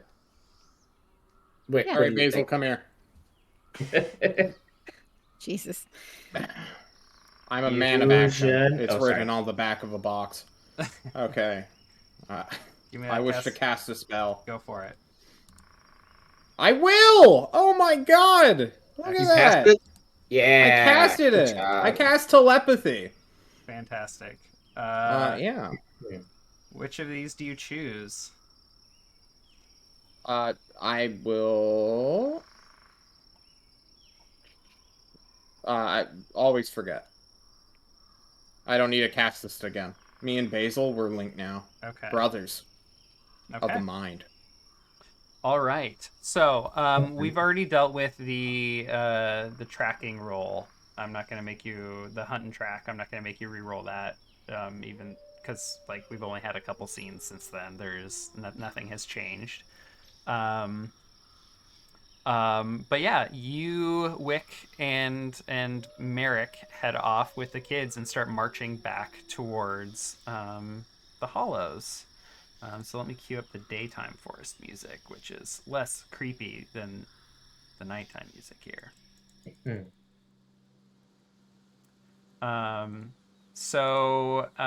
Can I get lead the way roll, or I'm sorry, not lead the way. I need a undertake a perilous journey from you all, from the two of you, and there are only two of you, so I need each of you to declare which. What? Can we have the kid? Can we ignore Quartermaster? There's like 20 of us. Yeah. We clearly are 1 day away. Do we really need to count rations? So, can we just decide on who leads and who keeps an eye out? Yes, that's fine. Okay. Thank you. They had stores of food, so actually, like, I'm just gonna take I think when no one does it, we count it as we do count it as a 6, but they had plenty of food, Yeah. and it we're was gonna fine. spoil, when abandoned, so they just grabbed Sure. a bunch of it. It's fine. But yeah, I just need to know who is trailblazing and who is keeping an eye out. Well, I think I'll be a little bit better at whichever one I choose. What's more important? Threats. Threats. All right. I will Yeah. scout while you trailblaze. Yeah. That's good. You would probably be in the front and I'd be in the back to protect anyway. Sure. Okay. It's wisdom, right? It is wisdom for both of you. Yes! I passed one for once in my life! Guys, we make it there on time. Oh, Yes. this is a win. I have partially succeeded to the point Yes. where it's a wash. So Yeah. we're good. Yeah. Actually, John, you all get there really quickly. Nice. I think in particular, the important part is so there's like that river in between the swamp and the hollows, and there was like a really thin point where fording across is really easy, and you directed the group right to that point, and you didn't have to spend extra time looking for it. I do. Let me take us back to the world map really quickly, and show Roll20 here for a second. Can you show the stream? Yeah, there we go. So, so you all have an easy time getting out of the swamp, crossing the river, and getting back to the hollows. I do want to point out, though, that there is still this strange second tower to the south at Widow's Peak. Yep. That has not we moved. haven't. That's true. We decided to go after the kids in lieu of exploring that second tower. That's right. Hmm. That's Hey, a Nick. Hey, Nick. future The Comfort Eagle problem. stream still can't see the map, I don't think. I think they Oh. can. Oh, no, now That's they up can. in my stream. It's a delay. Yeah. Oh, yep. It's like an 8 to 10 second delay or something. Great. Okay, so here is the encounter. It is another oh no, it's not. It is okay. There is a demon, a flying demon that you catch flying around in the sky. Because you got the partial success, I'm going to award the opportunity to engage with it if you want, or completely avoid it. Does it come towards us?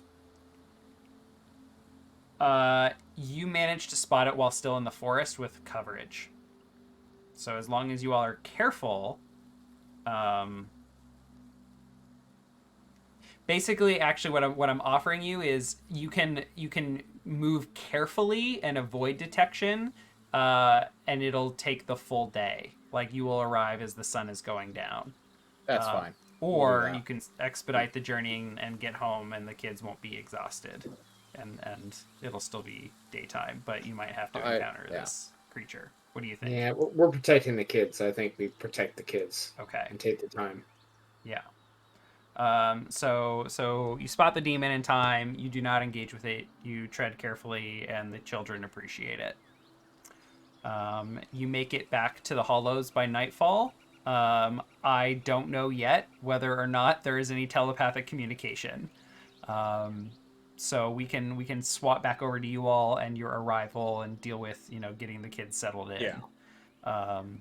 If we even want to have a scene with that, like, the kids are going to get settled in. There's going to be parents reuniting with kids, but let's see how the rest of the group with Basil, Chives, and Cacophony, how they fare.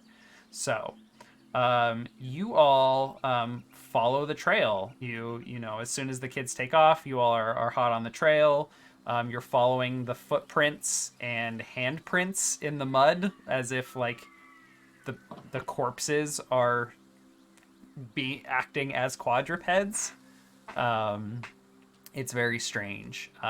And they move in pretty much a beeline. And what you come up to in the middle of the sunken mire is, in fact, some sort of strange stone structure. It looks temple-like, and it looks very old, as though it were abandoned. But the trail just leads straight here. The trail doesn't interrupt or turn at all. It leads into this building. And You circle around it, make sure that it doesn't go through this building as well. No, it goes into the building. Okay. And you are alerted to this fact because as you approach the building, and without revealing your position, you see activity in the building. And there are cultists, veilers here. And there are many. You spend some time observing patrols and people coming in and out of this rather large structure. And you seem to count at least half a dozen people. But you suspect, given the size and kind of the behavior, that there are even more people inside. Gotcha. My first thing is to drop a pin in my telepathy to Wick to make sure that they can find the location of this temple. Since the trail is going to get washed away. You said there was a storm coming, potentially. Right? Yeah, it's a pretty cloudy day. It hasn't quite started to rain yet. Okay. I drop a pin via telepathy and also tell him that the numbers that we're observing and mention that bringing along our stone singing friend while you're back at the Hollows might be a good thing to include, since he's fought with these people before. Comfort Eagle 4 to Comfort Eagle 2. Can you discern realities? And I take a look over and decide to discern some realities. All right. Why don't you, Cacophony, are you going to aid or interfere with this one? I was going to say, actually, if I'm Skyborn, can I... Well, although, I don't know, my last discern realities was dreadful, but race-wise, I think I actually get, like, a boost. Yeah, what is your... My Selkie thing is, like, when you take a moment to fly up high and look for something or take insights, take +1 on discern realities. Yeah, that's true. So this could actually be a really good opportunity for you to, like, use your flight to get in close and gather some additional information. I worry, though, because my last one, again, was super dreadful. Like, Yeah. we all watched me belly flop. That was rough. Basil, would you be fine Can I supporting? discern... Huh? I will only take one roll from the both of you, but I also get a discern realities bonus from Chives. Oh, do you? Alright, so I'm adding command, which includes discern realities add its cunning to your roll. Oh. And Chives has 2 cunning. Oh, wow. Oh, wow. So Oh. you Oh, have yeah, you. +2. Wow. You. All you. Mine Oh. is just a +1. Go. Yeah. Okay. So I think Chives and I should discern the reality together. Okay. Well, Is that Cacophony can wisdom, still by the help. way? Can aid, Or yes, aid or interfere. hopefully. Yeah. Let me do the clicky. Which could give you a +3 to this roll, which That would be insane. amazing. Couldn't it also give us away if you're unsuccessful? If the rolls fail, yes, but Okay. we'll see. Fuck it, let's go for it. All right, Shannon. Yeah, I mean, what are we here for if not to roll? Okay. Okay, so that's a fail. Mark You're XP. farming! Your farming experience! I'm very sorry. You're blind! So Shannon, mark XP. So you fly up and look the wrong way. I must goes have. a wind just carries her off into the clouds. Oh my god. I just go right into the side of a cliff. I love it. All right. Andy, I will take your discern realities with +2. Wow. Is it wisdom or what? Discern realities should just be It should be wisdom. Mine yeah. is wisdom. Yeah. Okay. And then I just add a little +2 in the thing in Roll20 where it says there's a plus modifier, right? Yeah. I don't know how to use Roll20. Boom. Ugh. Plus, that's a 9. Wow, that Oh, well, plus I that No, plus 2 really that mattered. works. I think the +2 is in there, isn't it now? It yeah, is. I Yeah. just +2 +1 Yeah. +2. Wow. It, It's it 7. really mattered. You rolled a you Never rolled a mind. 4, so Holy yeah, the shit. +3 really did matter. Woo! Okay. So, Okay. what you get 1 question and take +1 forward when acting on the answers. Which of these questions would you like to use as you approach this strange temple or hideout or whatever it is? Do you want input, Andy? Yeah, I mean, you're in my telepathic link, so I can take Try to input find from you. the leader. See if there's anyone in control of a situation. I'm not there, so I know it's not me. But Nick, who's really in control here? Who's really in control here? Yeah. So, you all are gonna be here a while. Take out time. Yeah, it is a stakeout. So, you're staking out. Oh. You're able to pick up and clock in on like 6 or 7 people that come in or out of the place. They're very active. What really gives away the fact that there's a lot of people in here is that there's like a lot of supplies coming in and out. Like there's constantly people going out gathering supplies and coming in. There's, you know, lots of storage around the temple, like crates and boxes and stuff. Like this place seems lived in, at least from what you can tell, but you can't really see the interior very well. At least not from what you gather here.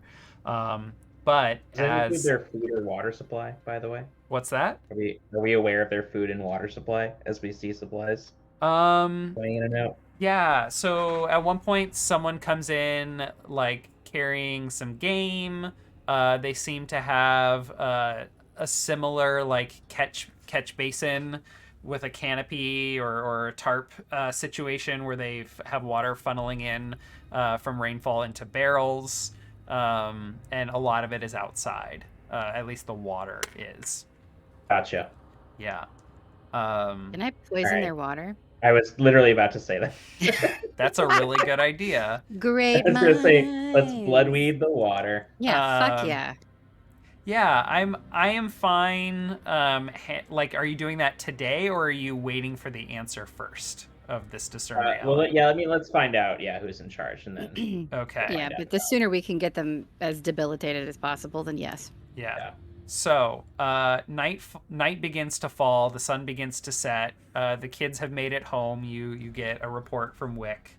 There was no incident other than a near miss with a flying demon.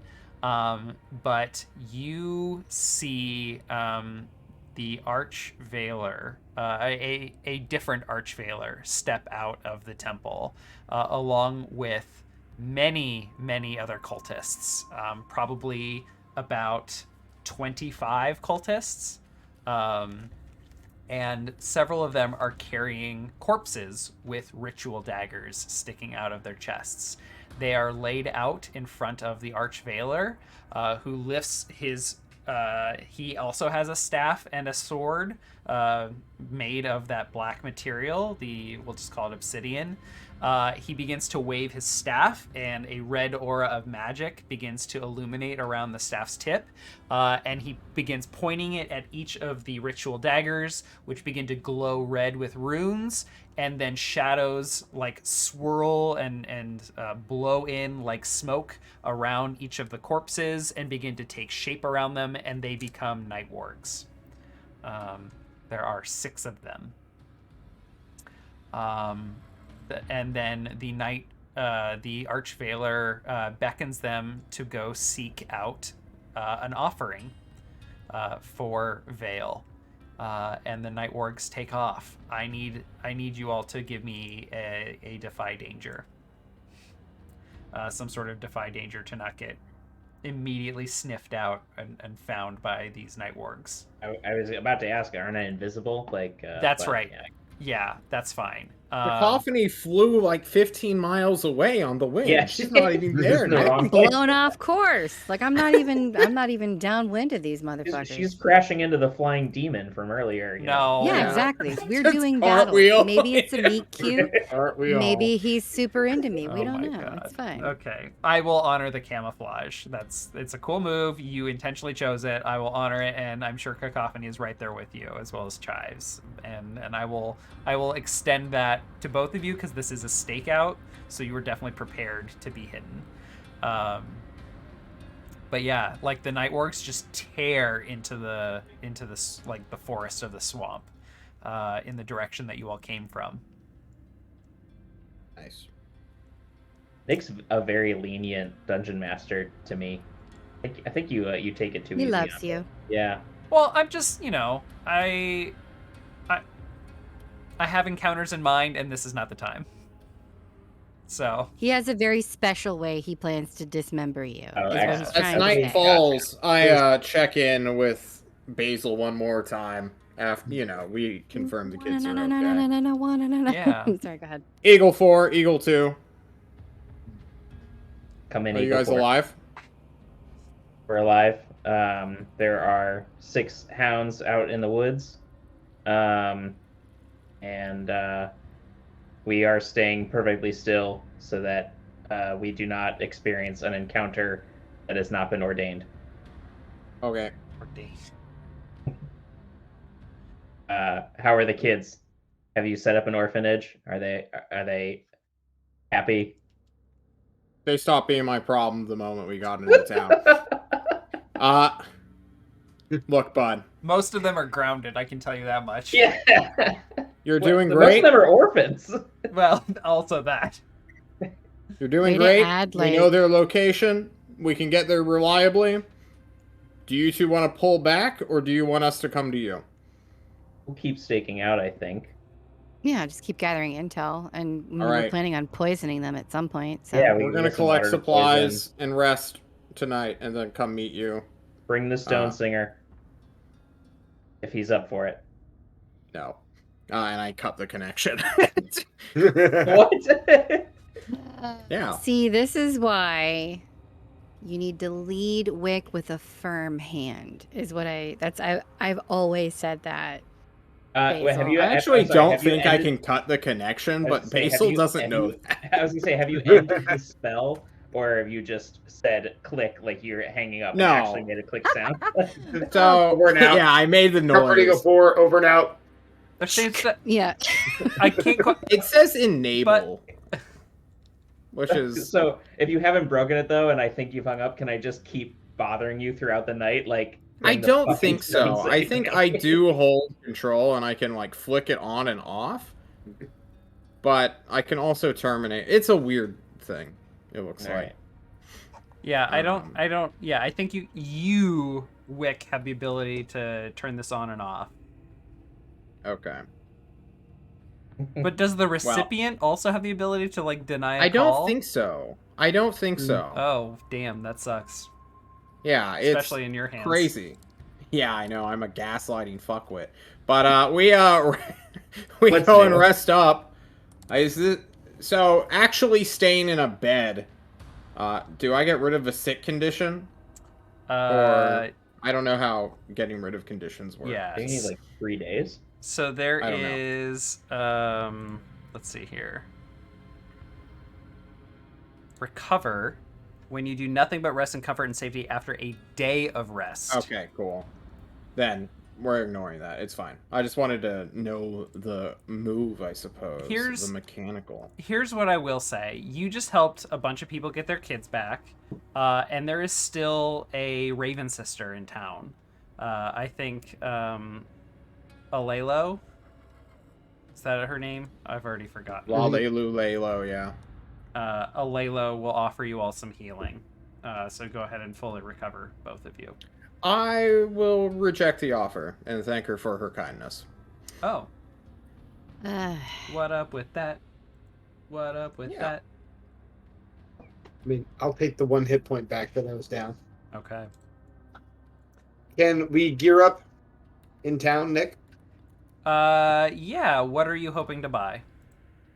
Well, first of all, I was hoping to procure 10 dungeon rations for us for on the way back. Okay. Do I need to pay for that, No, or do I get that through the kitchen? that you get that through the kitchen. That's fine. If you want, Sounds I can good. hold on to that. I don't really carry things.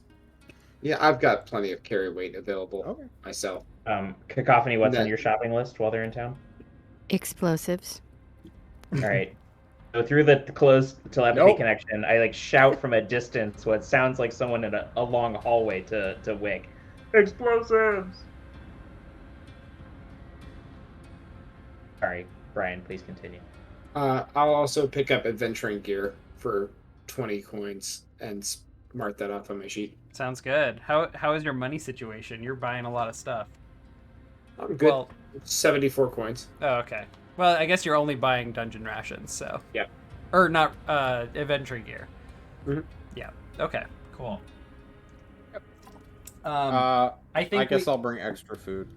I think that like a big moment in the kids' return home is that like you walk into the Moss family kitchen, or like Cedric and Dola whip up these kids some food, and they're just like on it, and there's just like the kitchen is just full of kids who've arrived home. Their parents are there, like checking on them, but they all get like a nice warm meal upon their return. And Rick Moss offers to work with the town to get lodgings for all of the kids from other villages, including Lynn. I need a quick scene with Rick. Rick, well done bringing all these kids home. Yeah, go fuck yourself. If I hear that you are going to punish Ricky for what he's done, I'm going to end your life. Don't fuck with me on this. These kids are getting a second chance. Don't make them want to leave again.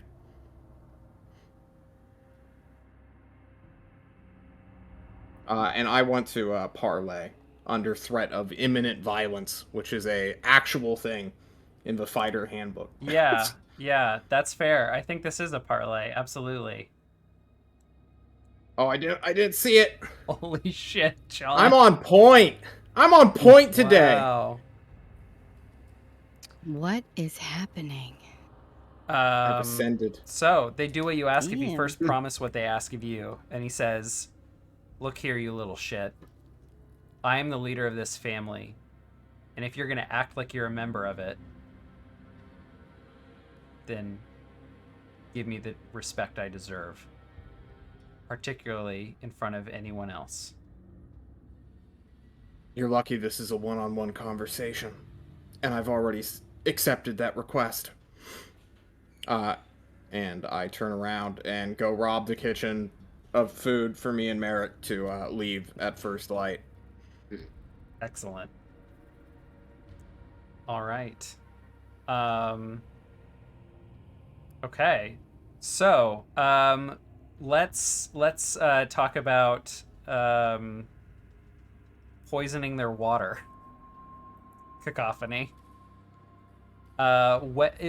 When are you planning to do this? It's going to take a day for Wick and Merrick to make it back. How slowly can we worm our way over to where their water reservoir is, so that we're not seen? Like how long would that take theoretically? I think I don't think you can worm your way, because like I haven't really set the scene very well. So there's a large forest surrounding this structure, but then like there are stone paths over like a bit of marsh, like just water that lead into the main like foyer, and kind of like a gathering area outside, and within that is the foyer, and the kind of large balcony area outside the main entrance has a lot of the crates and barrels, but there are like actively people on patrol and keeping watch out there, so you'd have to like do some real sneaky quick maneuver when someone is like, and timing it well to get in there and poison their water source. Well, I mean, we can definitely definitely try. So I do want to say, like, one of the things that we picked up from I have a different kind of poison, but we never explored what kind of poison it is. It was one of the other things that we had gotten from like one of the previous battles. It was the same battle that I had got my blade from, the Archvailer's blade, and in my gear it says poison and notes. Yes, yeah, because one of the Rust brothers that I think you got these from the Rust brothers, right? One of them was a poisoner. Yeah.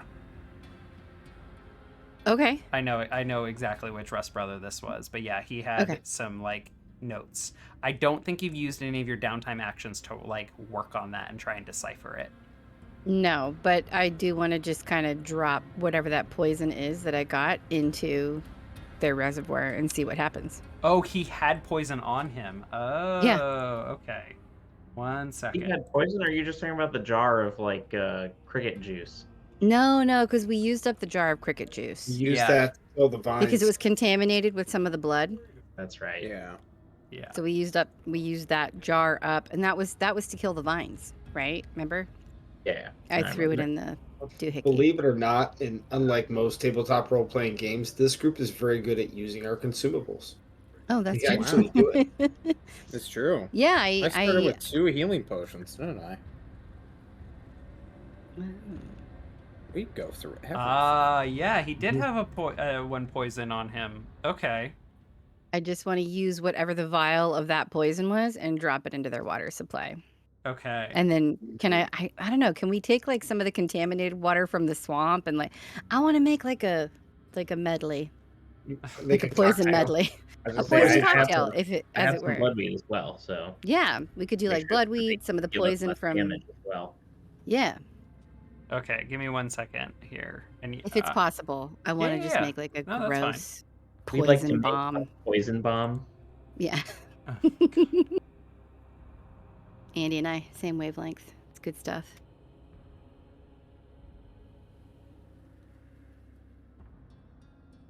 Right. Just looking up poison bomb in the rules. No. I don't know how you would make a bomb with the materials you have here. Not so much something that explodes as something. About a cocktail. We're gonna mix a cocktail. That cacophony is gonna fly over their water supply and just doop. Yep.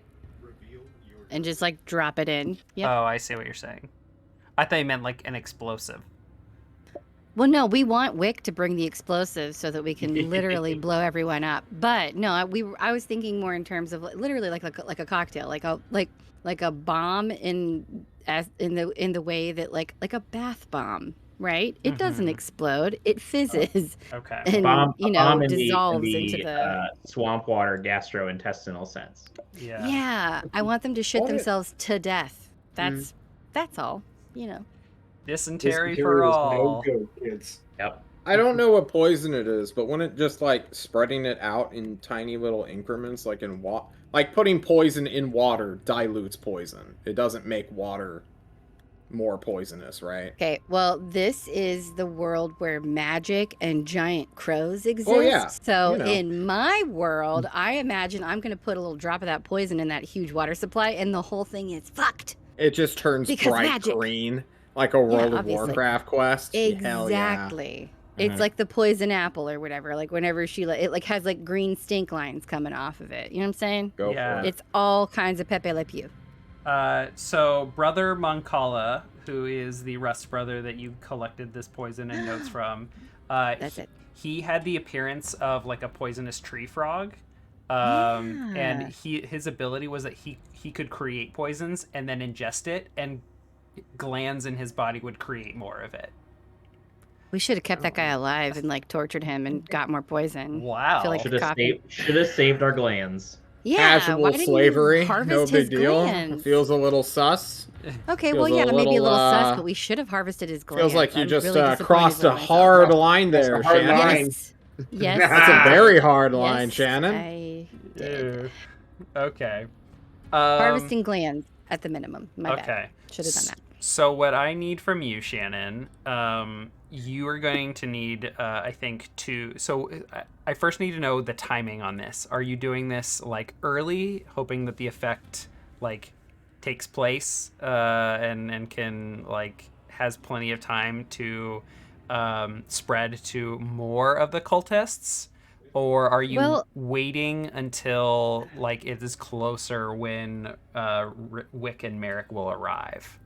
I mean, And well, so that depends though, because mhm, because so I guess like in this whole time while Basil and I have been watching the comings and goings of these people, like have we gotten kind of like a sense of like, when people make their rounds? Like I guess the opportunity that I'm looking for is whenever I know beyond a shadow of a doubt that there is like mhm. a lull, like a window wherein I can like go to wherever the reservoir is. So if that's earlier on in our, episode, or if that's later timeline wise for whenever Wick and Merrick come back, then that's when I do it. I Yeah. guess.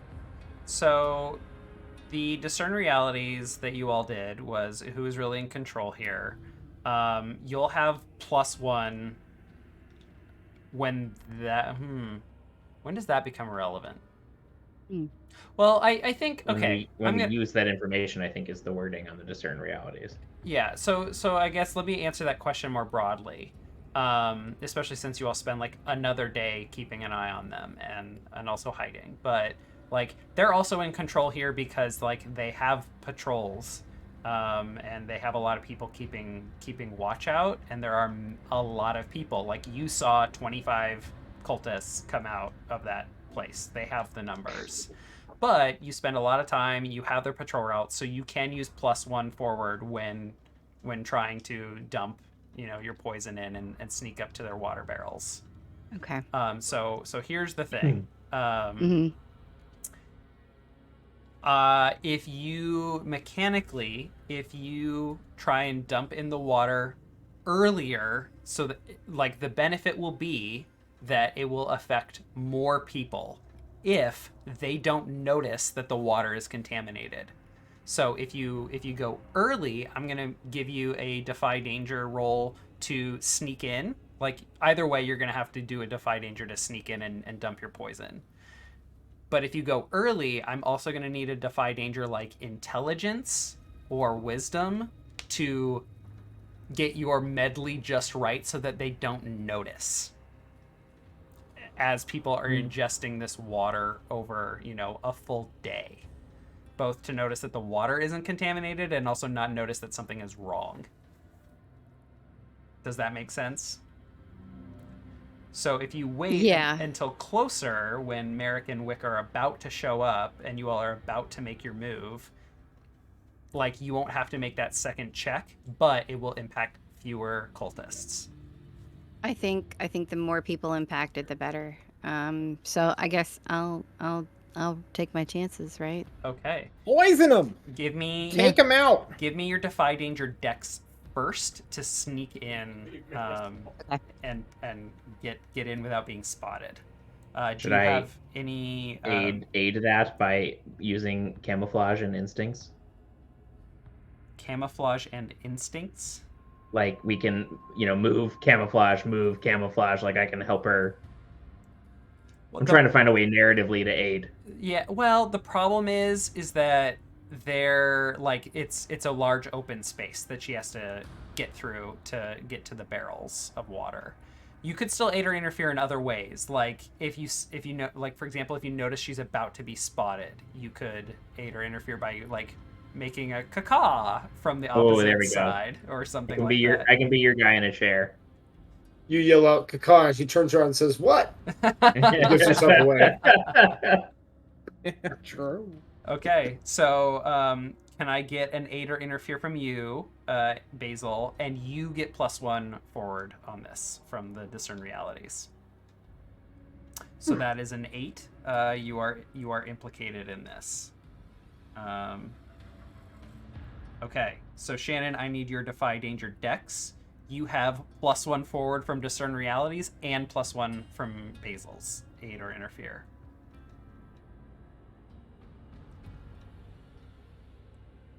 So that is a Bad. 10.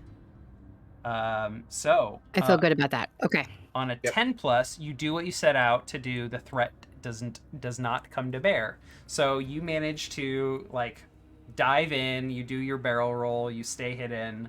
Your information on their patrols proves to be invaluable, and you make it to the barrels and you dump your poison in. You don't even know what the effect is because you have not like decoded these notes and figured out what this does. But I like to imagine that she just has a bunch of like evil, toxic crap on her, like at all times. Yeah. Just like I don't know what that is, but Nice. And then I'm going to need another Defy Danger from you, this time intelligence, to have concocted it in such a way that they won't notice and it'll affect all, like, more people.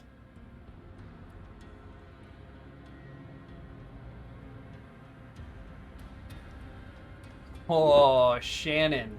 Nice work. Nice. Poisoner. Wow. oh my god! Oh my god. Okay. Poison. Yay! I was so scared. I was like, "Is this when Cacophony dies for realsies, y'all?" I don't Okay. know. I am having a hard time finding my exact notes on what this poison does. Can I also get another undertake a perilous journey from Wick and from Merrick, please, on your way back? I think we just eat double food. Oh shit. Oh, whatever I did failed. What are you doing? Well, We should have that's- declared that before you certainly rolled. should have. Well, You how fucking about shotgunned your roll there, Buster. Oh my I'm gonna god! roll a 1d2. If I roll a 1, I was scouting. If I roll a 2, I was trailblazing. Sound good? Yeah, that sounds good. I was Okay. trailblazing. It's gonna take us longer to get there. And we're totally gonna get ambushed along the way. But you know Well- what? Mark XP. Yeah, both of you please mark XP. I We will. It's more time for the poison to set in. That's exactly right. Yeah. It's all planned. We will. That's fine. We will get back to the two of you here in a minute. Say, through the telepathy, can I heckle your perilous journey? Like, Okay. I think this will be why we get pulled astray, because at one point I'm like, I have to turn on the I'm like, I forgot where we were going. Merrick's lost. Do you remember where I'm staring at a mountain I thought we were heading towards a swamp at first. We're a little lost. Help me out. I walk over to the map in his hands. I pick it up, and I do this to it. You dumbass! You had to face in the wrong direction, and then I'm supposed to be looking. This map is for you. Wick's just lost his mind again. Okay. So here's what happens. Oh yeah. Oh fuck. So yeah, it takes you all longer, and you don't find Cacophony or Basil by nighttime. And once again, I should have described this. Cacophony and Basil, you all witnessed the Archveiler turn these ritual dagger and corpses into the night wargs. And just before sunrise the following morning, this is still while Merrick and Wick are in the hollows, the night wargs come back and are returned to the temple. And then this evening, once again, you've been waiting for Merrick and Wick, they're on their way. And, I don't know if Wick checks in to be like, yeah, we're running late, we'll be there soon. Where are you all again? Yeah. Is there, some sort of, can you give me some Nick. directions? Hang on one sec, Nick. I don't mean to spoil your fun by sending wargs after us, Yes. but narratively, it makes no sense whatsoever why we would be ambushed by them. because we'll always have a heads up when they're heading out, Right. and we would be prepared for that. Yeah, but what I mean, you aren't going to be caught off guard by them, but they are coming for you. Like, they find you. Oh, okay. That's what this role represents. Okay. And you are not going to have Cacophony and Basil's support because these Night Wargs are too fast. That's fine. Like, they can warn you that they're on their way, and you all can make preparations if you want. Like, that's fine. We should do that. But they are coming for you. Merrick, buff the fuck out of me. I'm gonna chat out here. I'm just gonna go Slaughter 'em. ahead and Climb that tree. hide Cacophony, hide Basil, hide Shives, We made it to the camp, hide bro. all Where the- are you? hide all the kids. I mean, I'm just using this map again. No, I know. I'm just.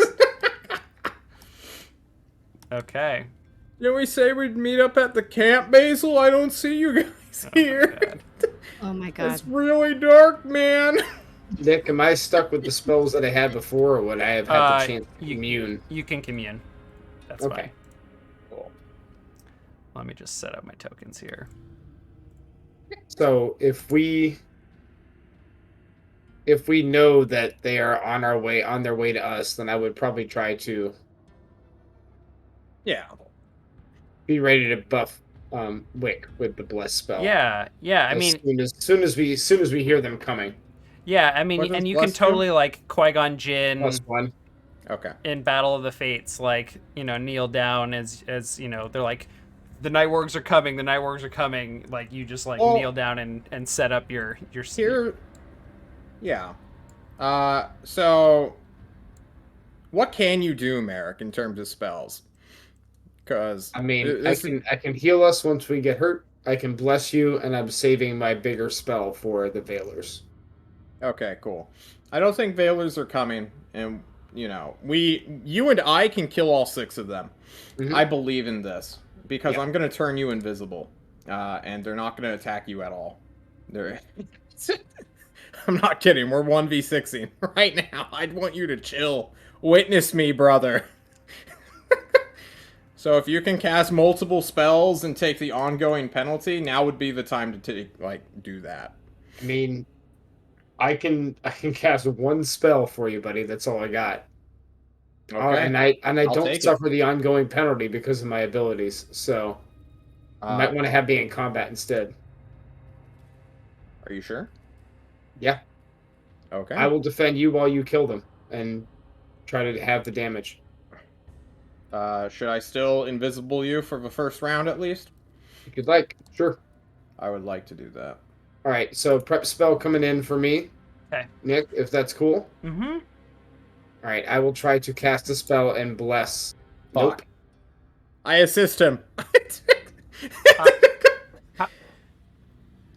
Can you aid or interfere on spell casting?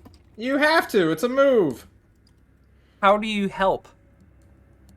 I see him. So we did this before, and he fizzled it, and I got us fucked. I'm gonna do the opposite of what I did last time when he blessed me. Hey. I have a better way to get through this. Can I spend my 1 preparation of knowledge of the Veilers on this, or is this not knowledge based? Okay. No, you absolutely can, and here's why. Because you feel like this has been happening over and over and over. Like, Veilers have been somehow sensing your magic and taking it from you as you cast it. You feel it happening, and you connect with Worm and are like, they're doing it. And you both are prepared for this, and you kind of, I don't know how to describe it, but you yoink the spell back and are like, no, this is mine.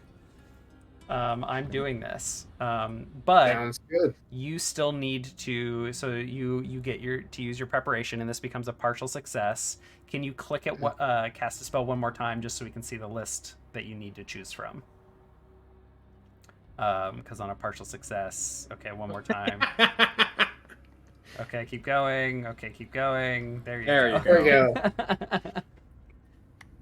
go. So the spell is cast, but choose one. I'm gonna take the -1 ongoing.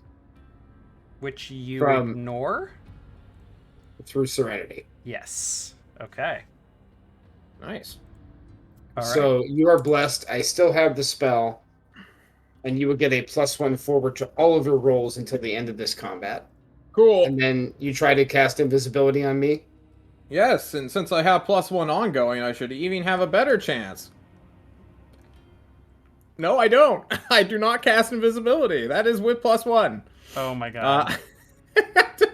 All right. Mark XP. I make a point of we may have a an invisible foe ahead of us in the future. Please keep that in mind, You all everybody. have caught on to me. Yes. All right. With that, yeah. Yep. As they approach, I will try to defend Wick against whatever is incoming. Okay. Are you also casting a light spell so you all can see them, or do you have torches prepared? Yeah, we'll set up a big fire. Yeah. Okay.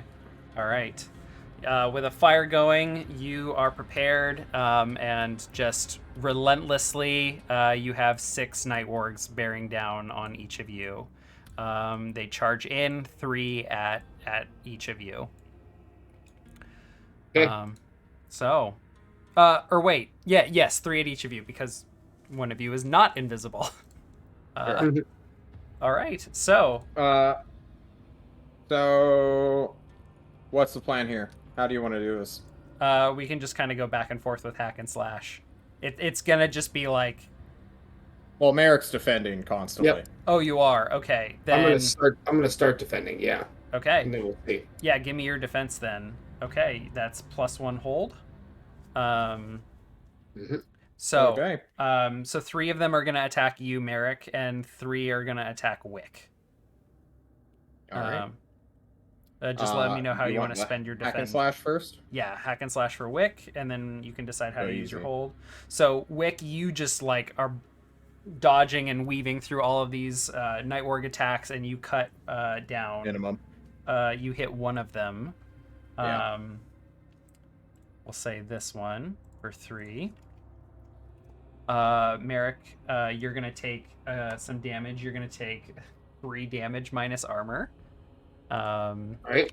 And would you like to spend your hold this round? Yeah, I think this time I'm gonna deal damage equal to my level to the one that Wick hit. I'm gonna deal another 3 damage to it, and hopefully we'll kill that one. Okay. It is not dead. All right, that's fine. Okay. All right. Let's just cycle another round. It sounds like you'll just continue defending, Merrick. Yeah. Nice. Yep. You got 3 hold for this round. John continues to evade. I kill one. Are you hitting the same one or a different one? Always the same. I'm just Okay. gonna go down the line, basically. All right. You killed that one. And as expected, a corpse appears with a ritual dagger where you cut down the night warg. Yeah. I would like to spend. I'm sorry, I didn't mean to interrupt you. You have 9 damage coming into you, Merrick. I would like to have the attack's effect Okay. Take 4 minus armor. minus armor. You can Right, spend your sounds other good. 2 as well. I'm going to spend my other 2. Very much. I will deal damage to my level to the injured one. 3 more damage to it. Does it go down? It's dead. That's the one Wick killed. Oh, okay. Then yeah, I'll deal damage to another one equal to my level, and then I will open that up for Wick's next attack, giving him +1 forward against it. Okay. Okay. I want to kill the ones attacking Merrick, but Okay. yeah. That's fine. No, you're good. All right. The red one is the one Merrick injured, and it is opened up to your next attack. That is a 9. That not is a an 8. 9. So it hits me, but it suffers. What are my damage rolls? What's going on here? Woof. Yeah. I don't know if they have armor, but it's -2 armor to all of these. Oh, right. You ignore armor. Okay. Hmm. So this one is dead as well. Okay. Do they have armor? They do have armor. Yes. Okay, cool. Does he take damage then by yeah. rolling that 9? Yeah. Do you still have 1 hold from your last round? I did not. Nope, Oh, I okay. spent it all. Okay, do you want to roll your defend again for this round? I certainly would.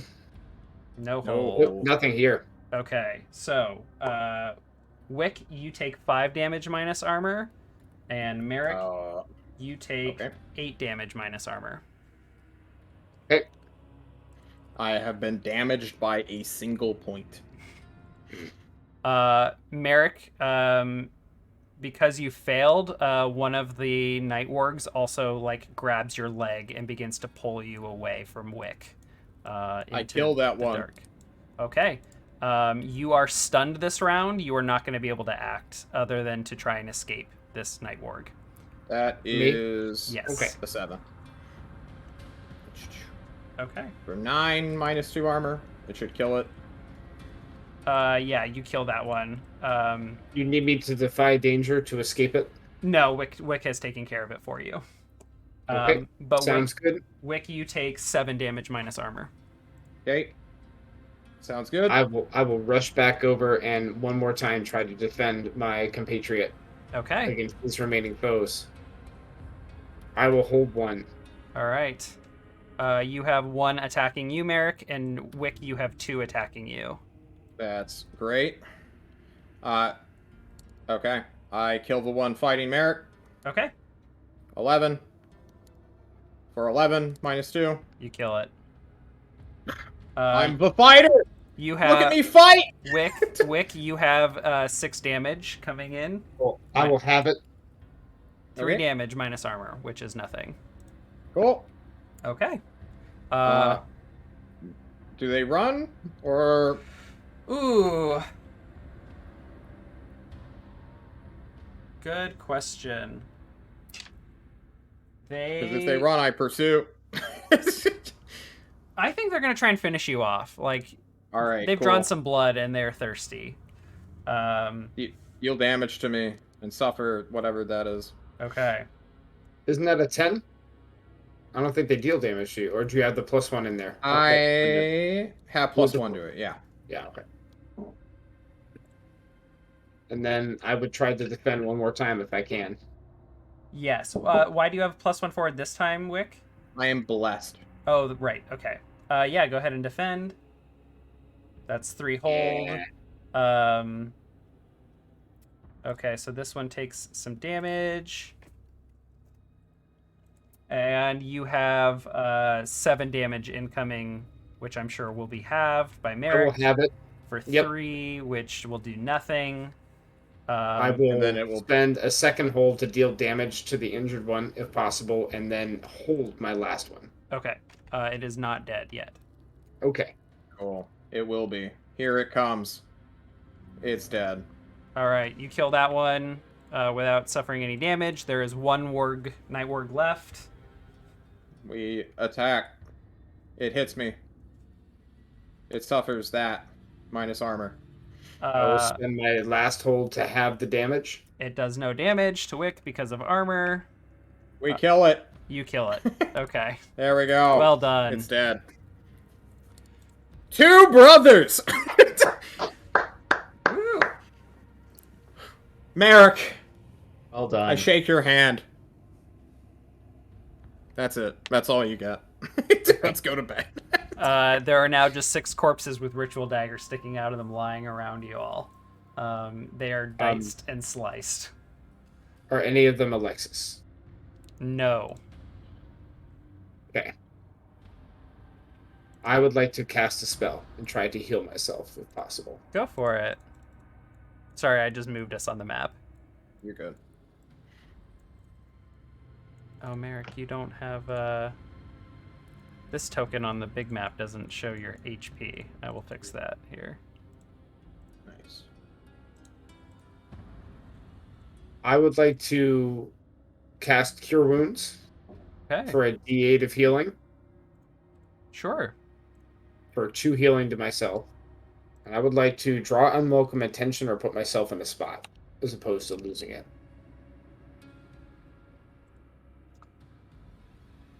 Oh. I don't know what that's going to mean here. If you say I can't do that one, that's fine. You let No, me know. you absolutely can. Unwelcome attention or put yourself in a spot. Suddenly, that bird demon shows up. That'd be shitty.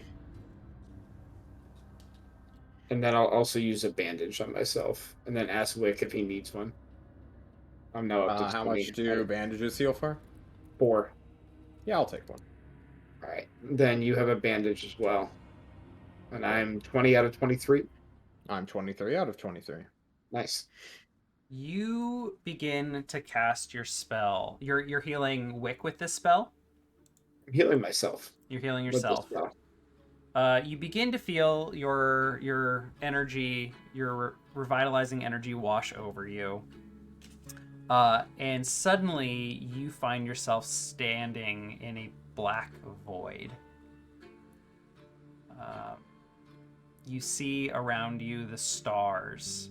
You see, the galactic clouds that we see on clear nights, like the Milky Way around. You see space dust essentially floating around you.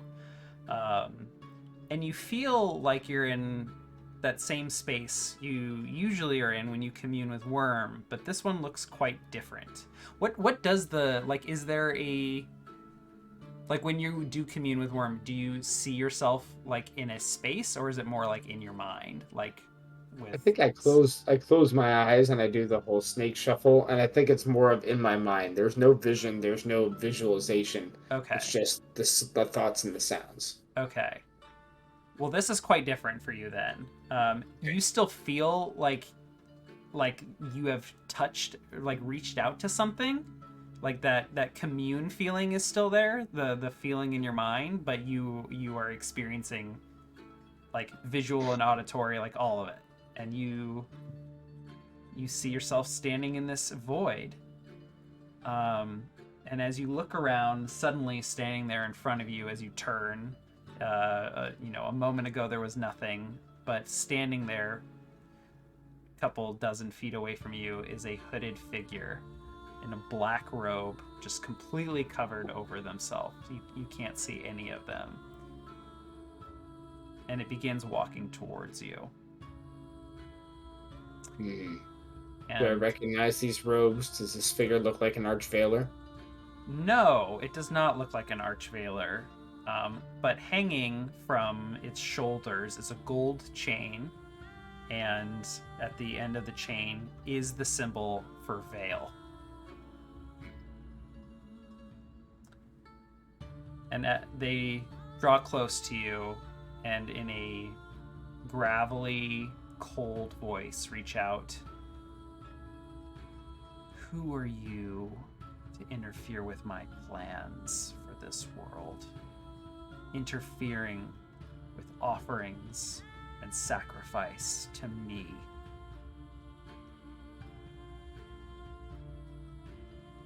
I'm speaking to Vale himself. That gives me pause. You I think I'll serve. turn and ask him. Mhm. Oh, go ahead. I've hesitated enough. Go ahead. You serve my brother Worm. And you, like him, are a worm, writhing around in the dirt. Stay out of my way. Stay out of my servant's way. Or my wrath will be let loose upon you. What end? What is your purpose? Why do you seek these sacrifices? I do not need to explain myself to you. That I'm a mere worm in the dirt? What do you fear from telling me?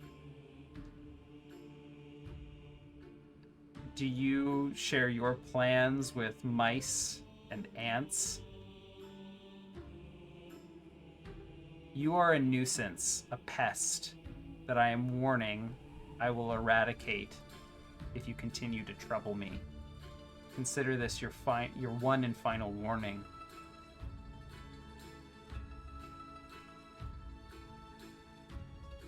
Will not.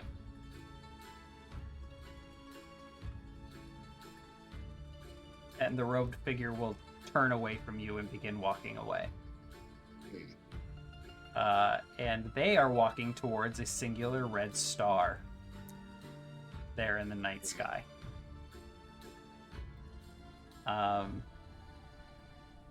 Yeah, and you return to your senses, your hand on your chest, your body revitalized.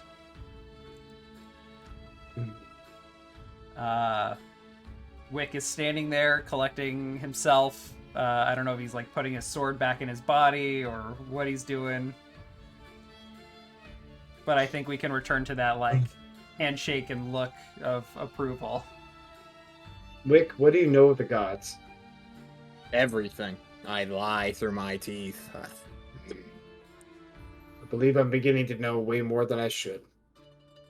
Come on, let's go. That's how they get you. True. You want to know about Rust?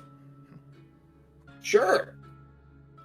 Yeah, I'll give you the most red pill take on Rust ever, where it's like, yeah, humans are super weak and frail, and we need to be beaten the hell down so that we can get stronger. Now, the Moss family doesn't like to know this or say this out loud, but they, descended from like a weird, almost heretical cult themselves of Rust. They kind of drop the name because it's unaesthetic. I mean, you don't want a rusty shovel. And he doesn't care. He's like, oh, you're following the paths and teachings. So that's why it's okay to kill Rust members, because Rust doesn't care about them either.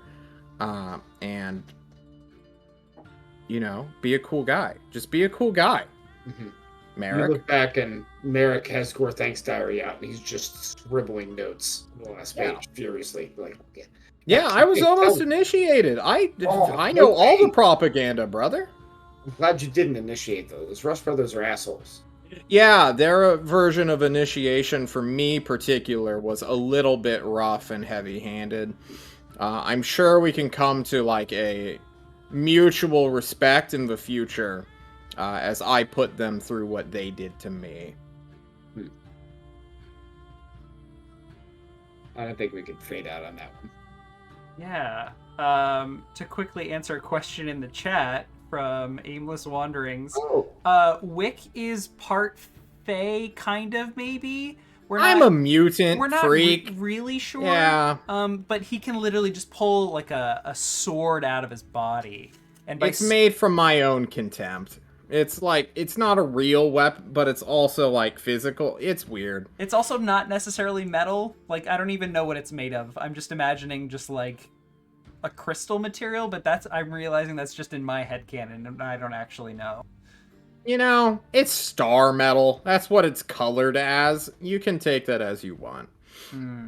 Or wait, it could literally just be like a ball of like iron. Didn't we, during a flashback, talk about how it's black, a lot like a lot of the other stuff? Like, no, yeah, it's the exact one for one almost. Okay. Except mine's more twisted and there's something else going on with it. Maybe it's from like the influence of the other sword that stabbed me.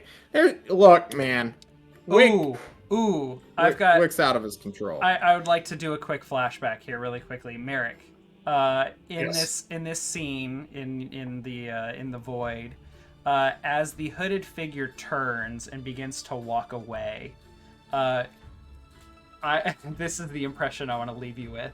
The hooded figure walks away, and you snap back into reality right as Wick is standing exactly where Vale was standing, and Wick is facing the same direction. Like